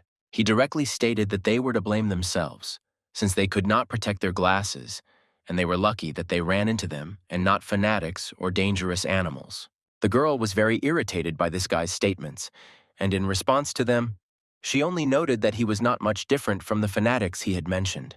Her words hurt the guy, who bared his teeth and only hissed that her little animal would do well to be at least half as strong as the audacity of its mistress. On command, the leopard attacked the exhausted animal, causing it to fly off to the side from the force of the blow like a small, soft toy. The poor animal was not even able to rise, and the leopard was already raising his paw for his final attack, while the girl tried to call her pet back to the spiritual space. Her opponent's gaze was filled with maniacal madness, and he gave the command to the leopard to prevent the animal from escaping and to finish it off. What she heard greatly angered Yuna. She was beside herself with rage and was already preparing to summon her fox, which she had managed to develop to 9 stars. Before she could head towards the fight, Steve pulled her back and said that he and Era would handle the arrogant guy. Analysis of the leopard showed that it was an elite-level beast with 1 star and a large reserve of spiritual energy. The leopard made a control strike, but did not manage to reach the target, because the animal disappeared right in front of him. The animal was saved by Urka, who snatched it at the very last moment and then handed it over to its owner. Steve stepped into the arena before her, replacing her on the battlefield, much to her surprise. He understood perfectly well that by replacing his classmate, no one would stop him because her fight was clearly already over. The arrogant guy was surprised by this arrangement, but did not express any objections. He only thought about who was speaking out against him. Before he could really take a good look at who his opponent was, he saw Erhu, which turned his mild interest into indignation, as he believed that such a weak beast was not worth his attention. Having lost all interest in the fight, he ordered the leopard to finish the fight quickly, and he himself headed away from the battlefield. His comrades said that if they did not leave him alone, then they would help him sort things out. The arrogant guy only said in response that he would deal with it himself. But behind him, the wolf was already preparing his fiery whirlwind, and the leopard felt that something was wrong and became nervous. The flames once again enveloped the wolf, heating the air around him to incredible temperatures. The arrogant man quickly noticed the huge surge of power that felt more powerful than the leopard's, and was shocked by the power of an ordinary 9th-rank beast. The atmosphere around was heating up, and along with it the wolf's ardor quickly grew. From what he saw, the arrogant guy realized that Steve was stronger than the girl before, but he still did not perceive him as a worthy opponent.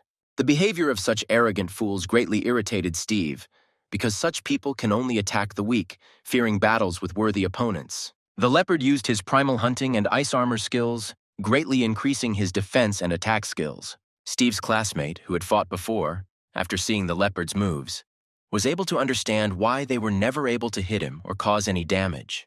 This didn't bother him at all, but rather excited him, since together with Era, they had already managed to train properly with opponents who used it. Having completed his strengthening, the leopard rushed to attack with a ferocious roar. The fiery whirlwind flared up with incredible force, blazing with tongues of flame of the most varied shades. The fiery flashes continued to flare with increasing force, causing the leopard to slow down its advance, to the point that it simply stood still.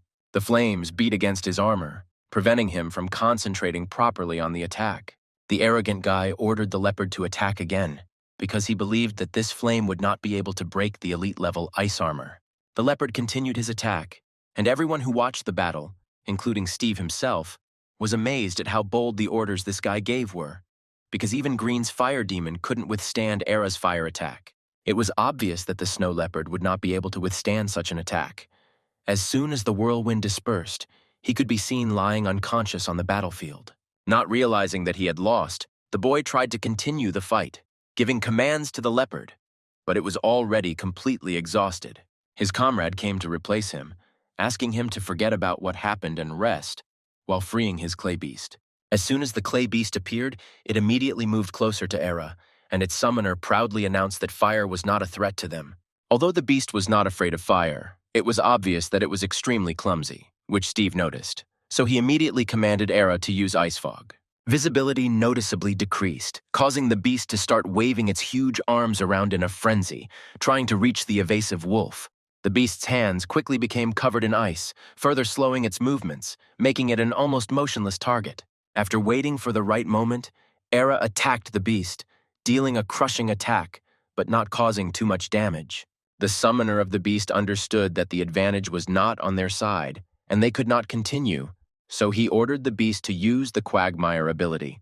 At the same moment, the soil under the wolf's paws becomes soaked and becomes viscous mud, which also slows down its movements.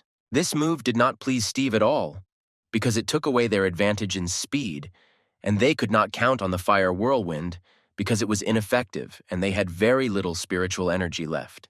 Following the quagmire ability, the opponents used the clay wave ability, bringing down a huge pile of sticky brown goo on the wolf. At the same time, a squad that was trying to compete in the first test appeared in the arena.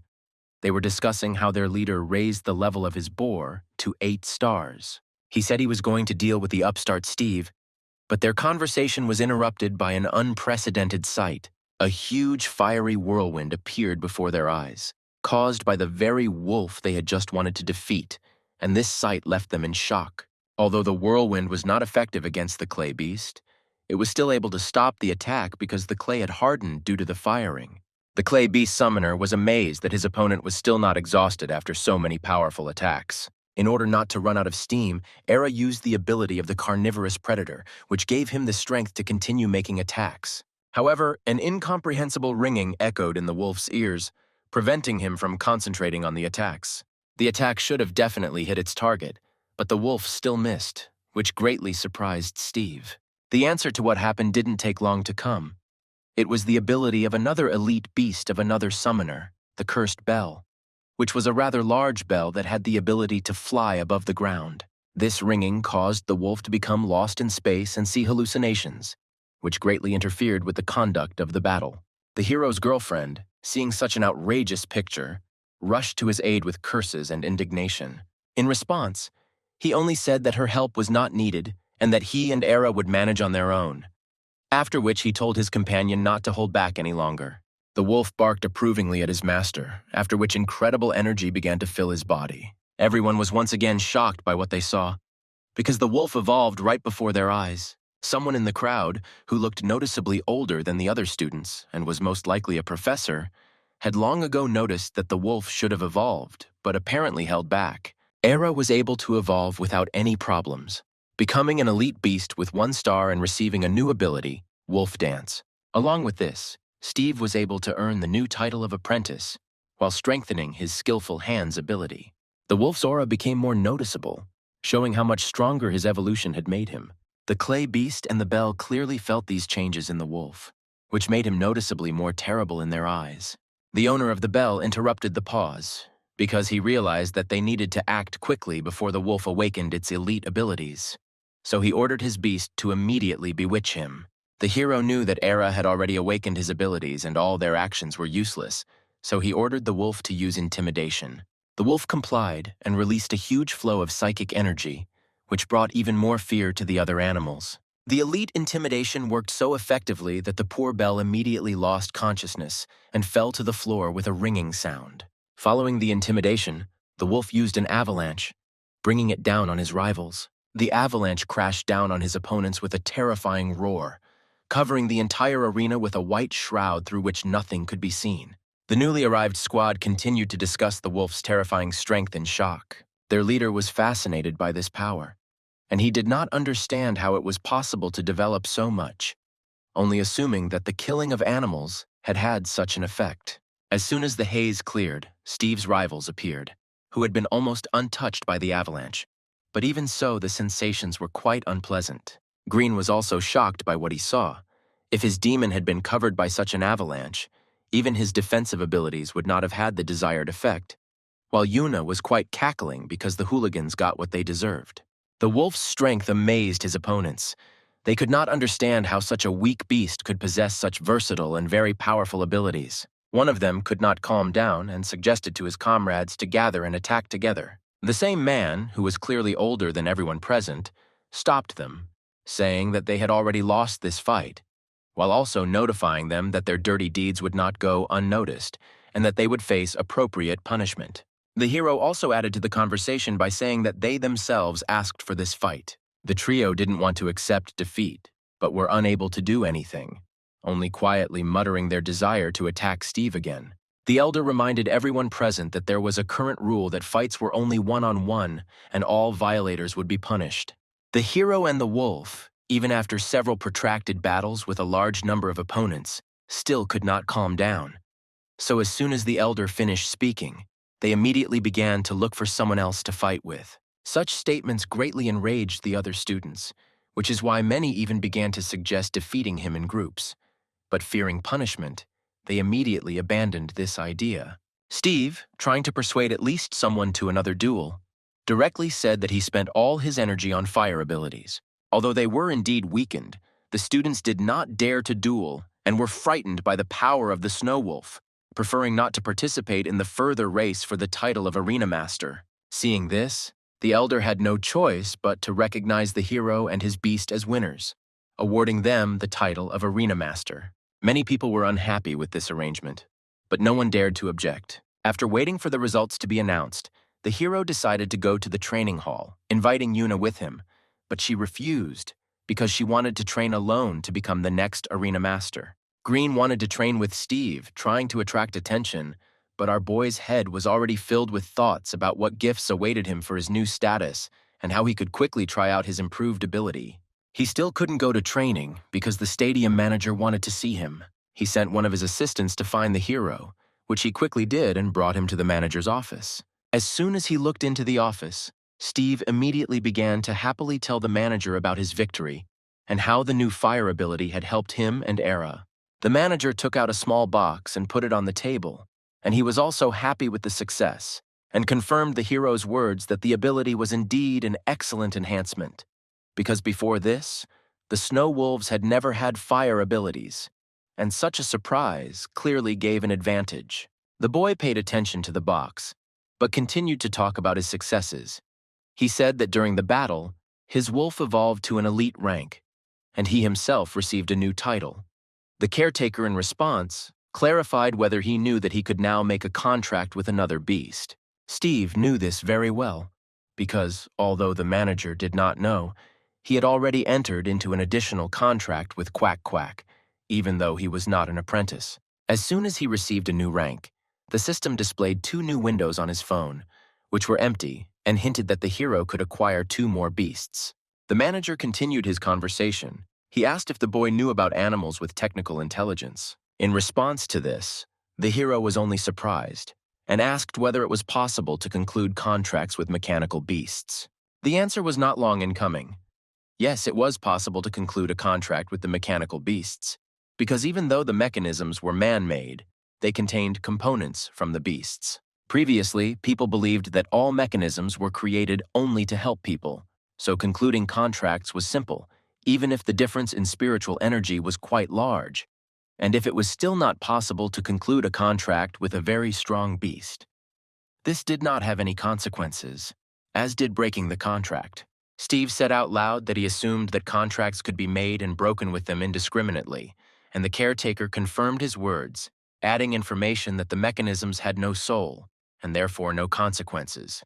The boy was very surprised by this because it all sounded like such an incredible and enormous force. In response to this surprise, the manager reported that, in addition to a large number of advantages, the mechanisms also had their own significant disadvantages. The downside was that the robots couldn't improve themselves in the usual way. In order to increase their level, they had to merge with the same mechanisms, thereby absorbing their powers and skills.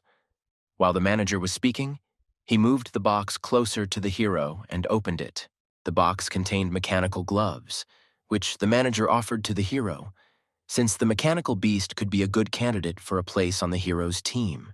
The manager smiled and said that the gloves were now entirely at Steve's disposal, and when he found a more suitable beast, he could terminate the contract with this mechanical glove.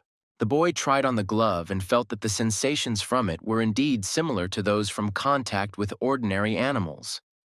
But in this case, there was no resistance, and it seemed as if the glove was ready to connect itself with the hero at any moment. Analysis showed that the gloves were an elite-level monster with 7 stars, which was the maximum value for them, and with an incredible reserve of spiritual energy, the caretaker still insisted that the hero make a contract with them. Steve tried to tie himself to the glove, and indeed, it didn't offer the slightest resistance. The contract was made in the blink of an eye. The glove pliably merged itself with the boy, giving him the opportunity to use his only skill. The glove's only skill was the protective field A, which the hero immediately activated, after which he ordered Erhi to use piercing claws against him. The wolf was surprised by such an order and began to shake his head negatively, afraid of harming his master, but he reassured him, because thanks to the protective field he should not receive any damage. He obeyed and still attacked the protective field, as the wolf's master had told him. He did not receive the slightest damage. The caretaker was a little surprised, because he did not want abilities to be used in his office. Steve was impressed with the strength of the glove. Although the long recovery time was a serious minus, the advantages significantly outweighed it. At that moment, a thought occurred to him. The gloves couldn't be improved, but what if he could increase their spiritual capacity with the skillful hands ability? Because the ability itself had become better, and his own spiritual energy reserve had increased. He used the ability and the glove's energy reserve increased. This made the hero even happier, which he was very happy about, and he expressed his joy along with his gratitude to the caretaker, who was happy for him, but asked him not to use the abilities in his office anymore. Not paying attention to what was said, Steve once again rejoiced at his new acquisition and went to his place. Already at home, the hero thought that since he had managed to increase the spiritual energy of the gloves, then maybe he would be able to evolve them. Besides the gloves, he also talked about the increased supply of his own spiritual energy. In the current circumstances, he did not have the opportunity to spend it all on improving his beasts, because the energy was also used for secondary abilities, such as the fire whirlwind. Under the current circumstances, more opportunities were opened up to him, as Erhe would no longer have to worry about hitting his master with his attacks, and traveling outside the university would become less dangerous. The boy's mood was excellent because, having received his new rank, he came closer to experiencing a real fight between tamers. After some time, he went to university. When Steve arrived at his class, he was met by a teacher who informed him that he was supposed to be awarded points for winning the qualifying competition. He was indeed awarded 50,000 points, but he was not very happy, because this amount now felt quite small. The boy was called by his girlfriend, who was standing nearby with Louis. They informed him that they had also passed the qualifiers, taking the places of those guys who had been defeated and greatly weakened by Steve. And thanks to the points they had received for the victory, they had managed to develop and even evolve their beasts to elite ranks. Green approached the hero from behind and, putting his hand on his shoulder, said that he had also passed, because after he was defeated, his imp quickly came to his senses, and they were able to defend their platform to the end. The other students listened to the conversation. They heard the boy's name and immediately remembered that it was he who had completed the training with increased difficulty, setting a new record, and was able to defeat 3 opponents at once. The boys quickly surrounded him, asking him to take them with him on his next expeditions so that Steve could protect them when they went to other lands. None of this interested him, except for the mention of new lands, which caused in him a strong desire to quickly find out more about these very lands. The teacher confirmed that all 10 who passed the selection would be sent to other areas of the snowy plain, along with other newcomers from 6 other universities. The fire guy asked what they needed to do to go to other territories. The answer was not long in coming. The main requirement was to increase their own combat capability, because the animals in the new territories were many times stronger than the local ones, and they would also face tests between 7 universities, as a reward for which the winning teams would receive large prizes. Louis hurried to ask the teacher about what they would be competing in with other students.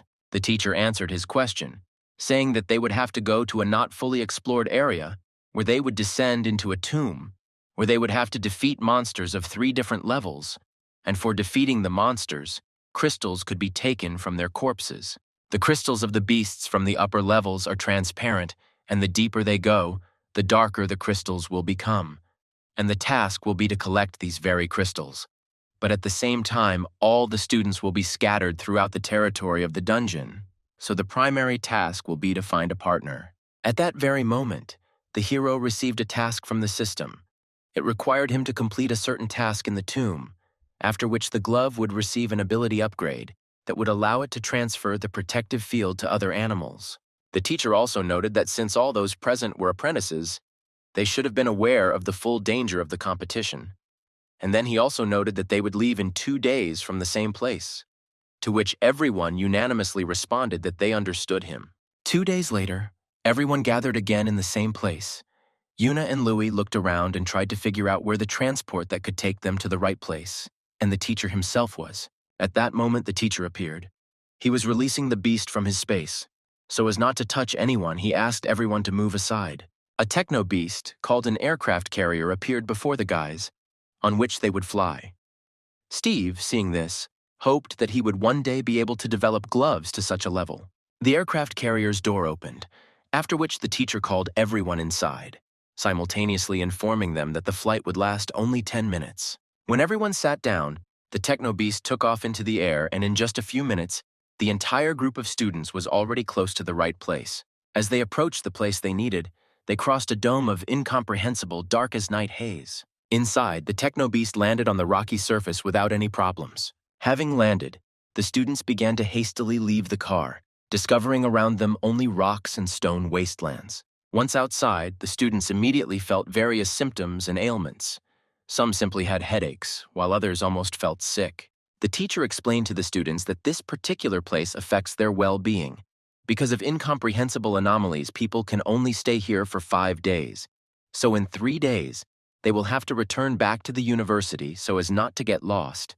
Everyone will be given signaling devices, at the signal of which teachers will be able to come to the rescue, and the test will end. One of the students asked what would happen to them if they stayed longer than 5 days, to which the teacher replied that the place would simply drive them crazy over time.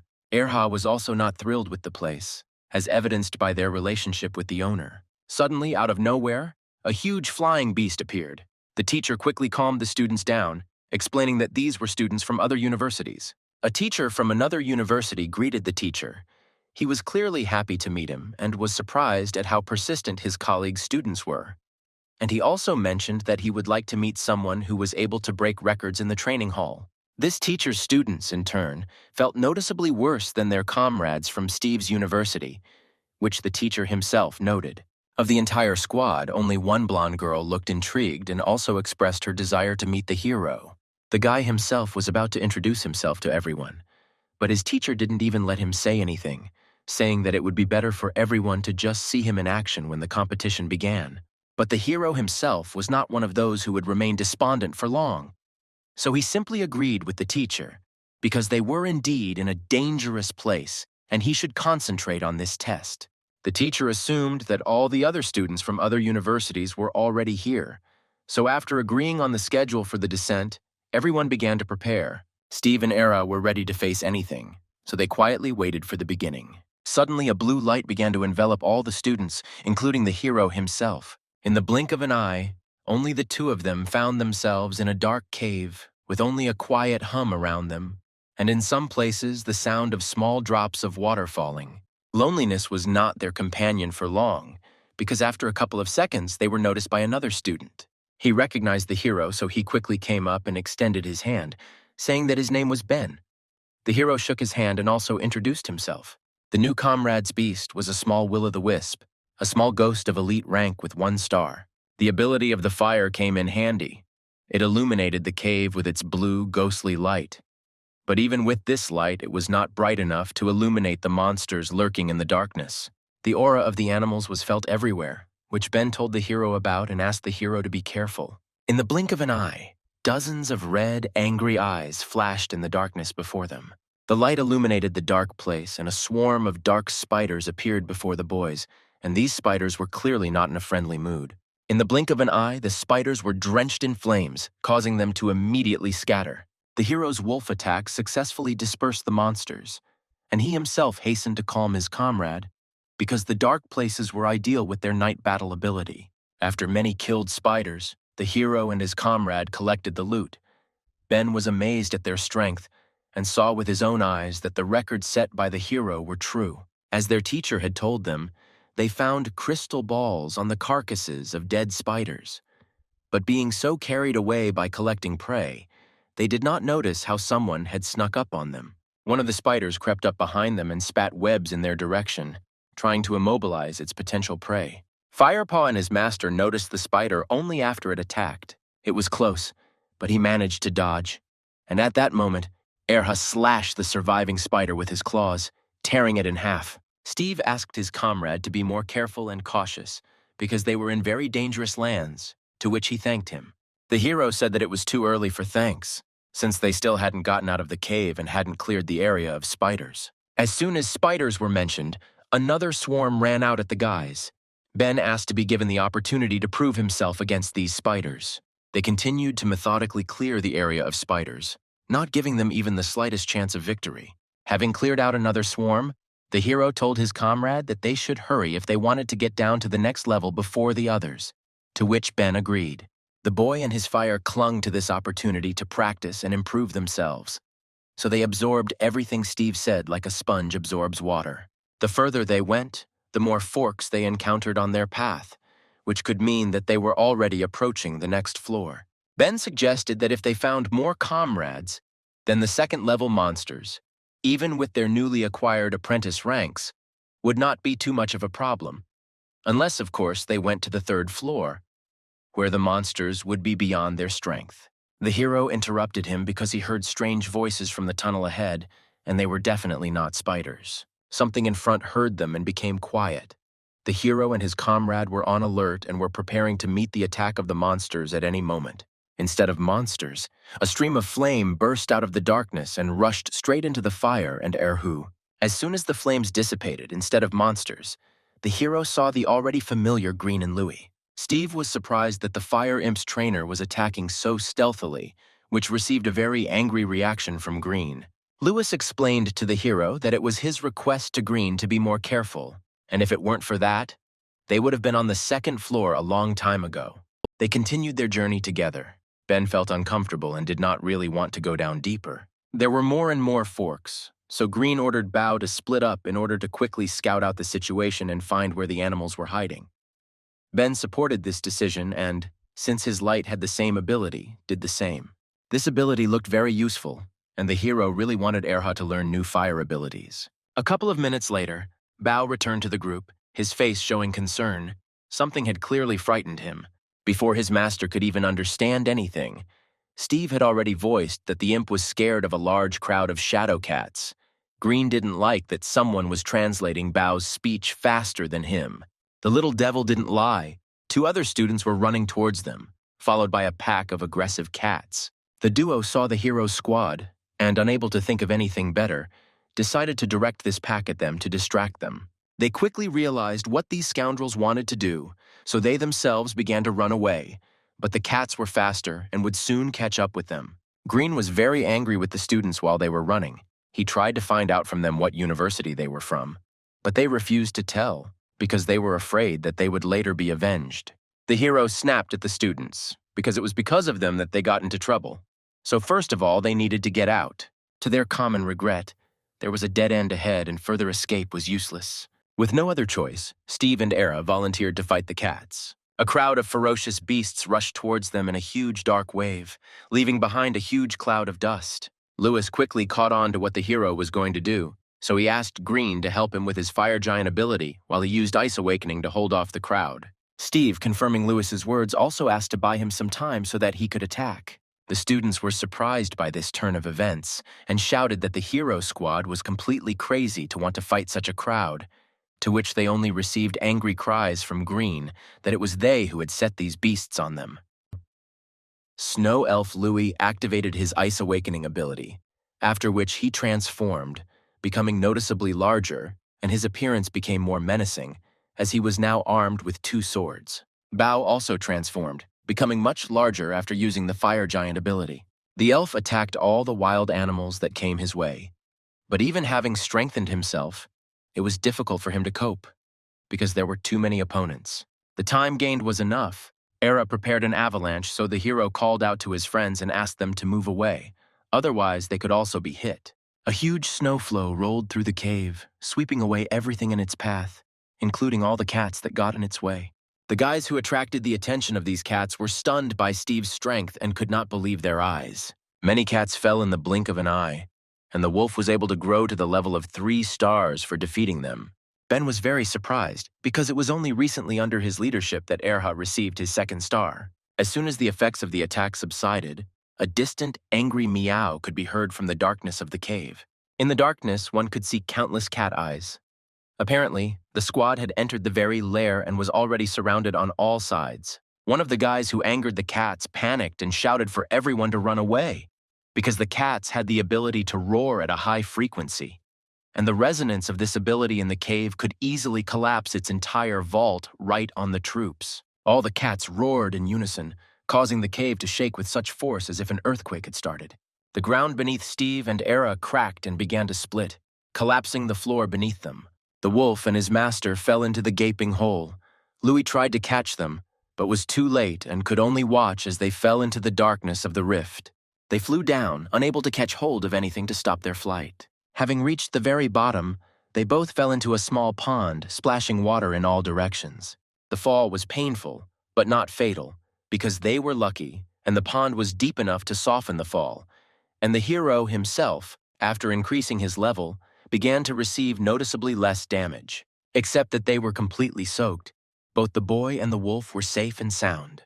The top of the cave was not visible, but fortunately for the hero, the phone down here worked. Judging by the surroundings, they had entered a floor with high-level monsters, because there were devil buds growing around them.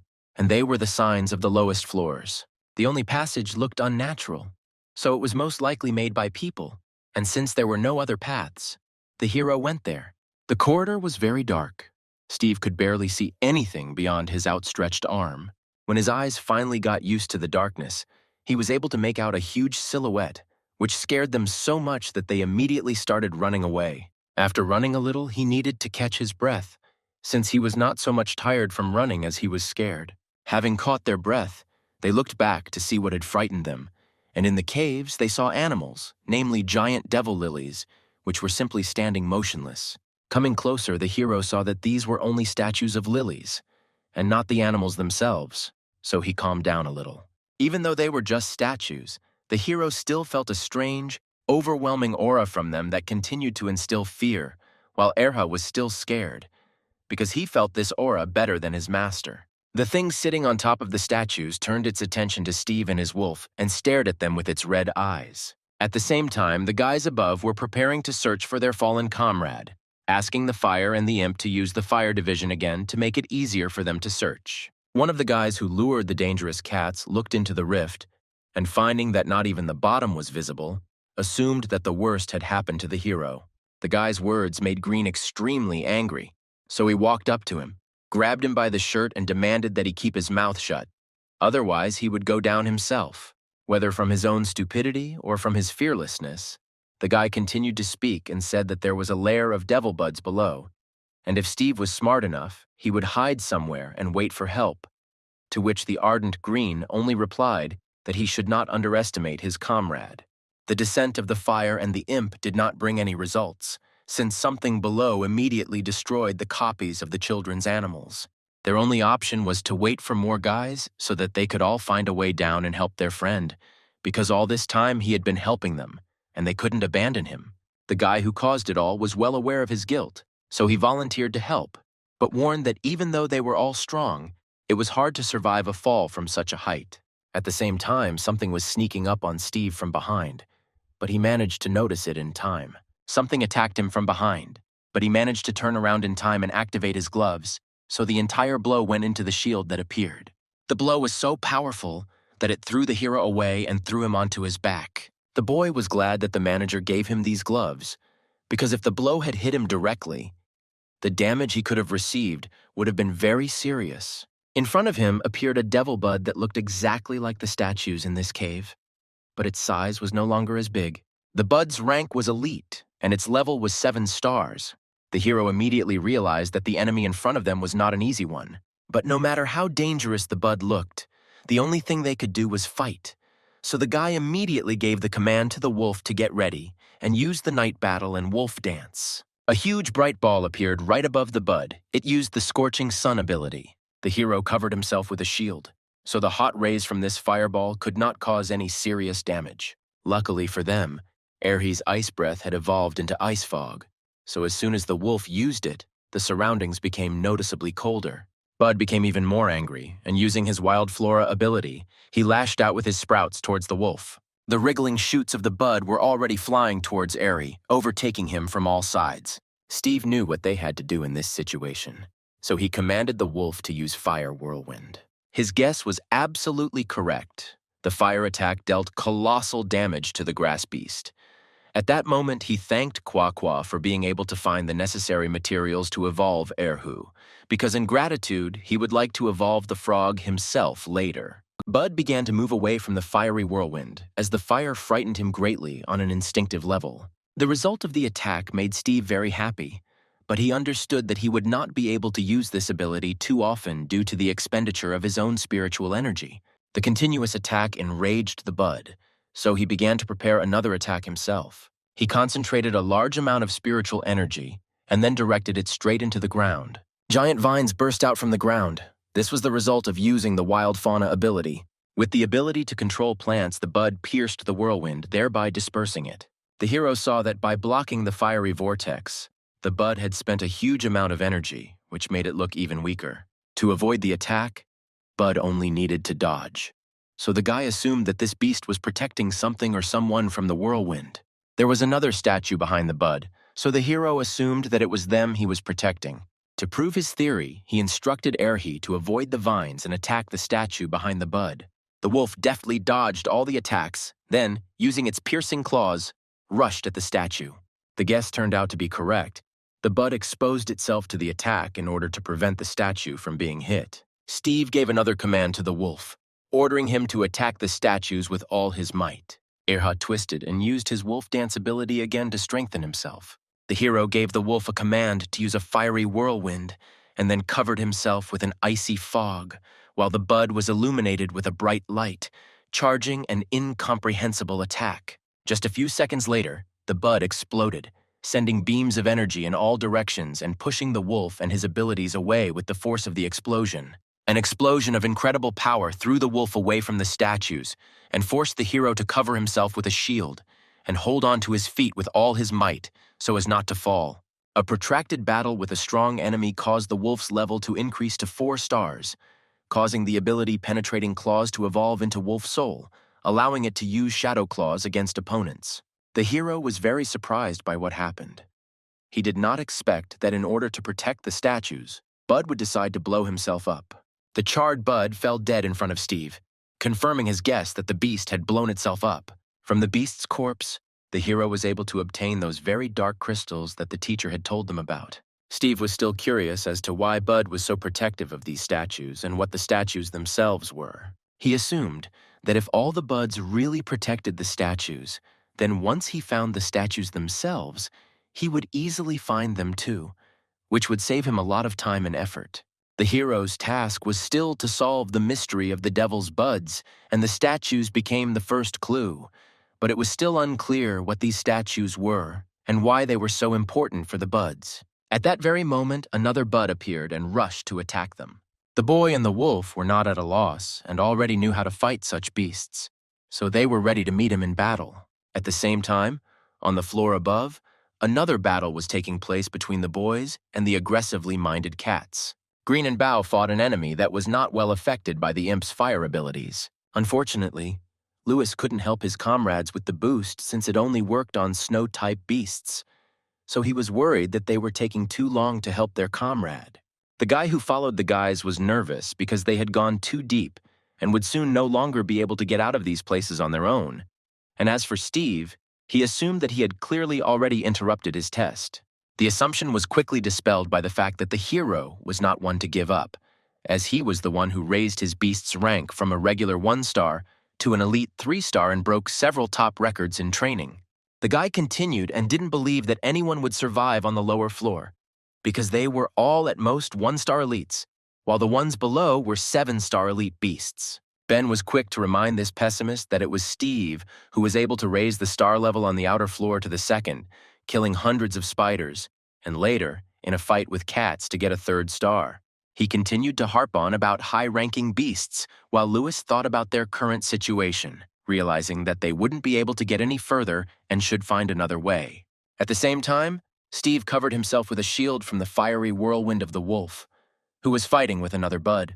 Despite the fire attacks, the bud did not retreat and zealously defended the statues from all attacks. He showed with his whole being that he had no intention of retreating and would fight to the last against those who had invaded here.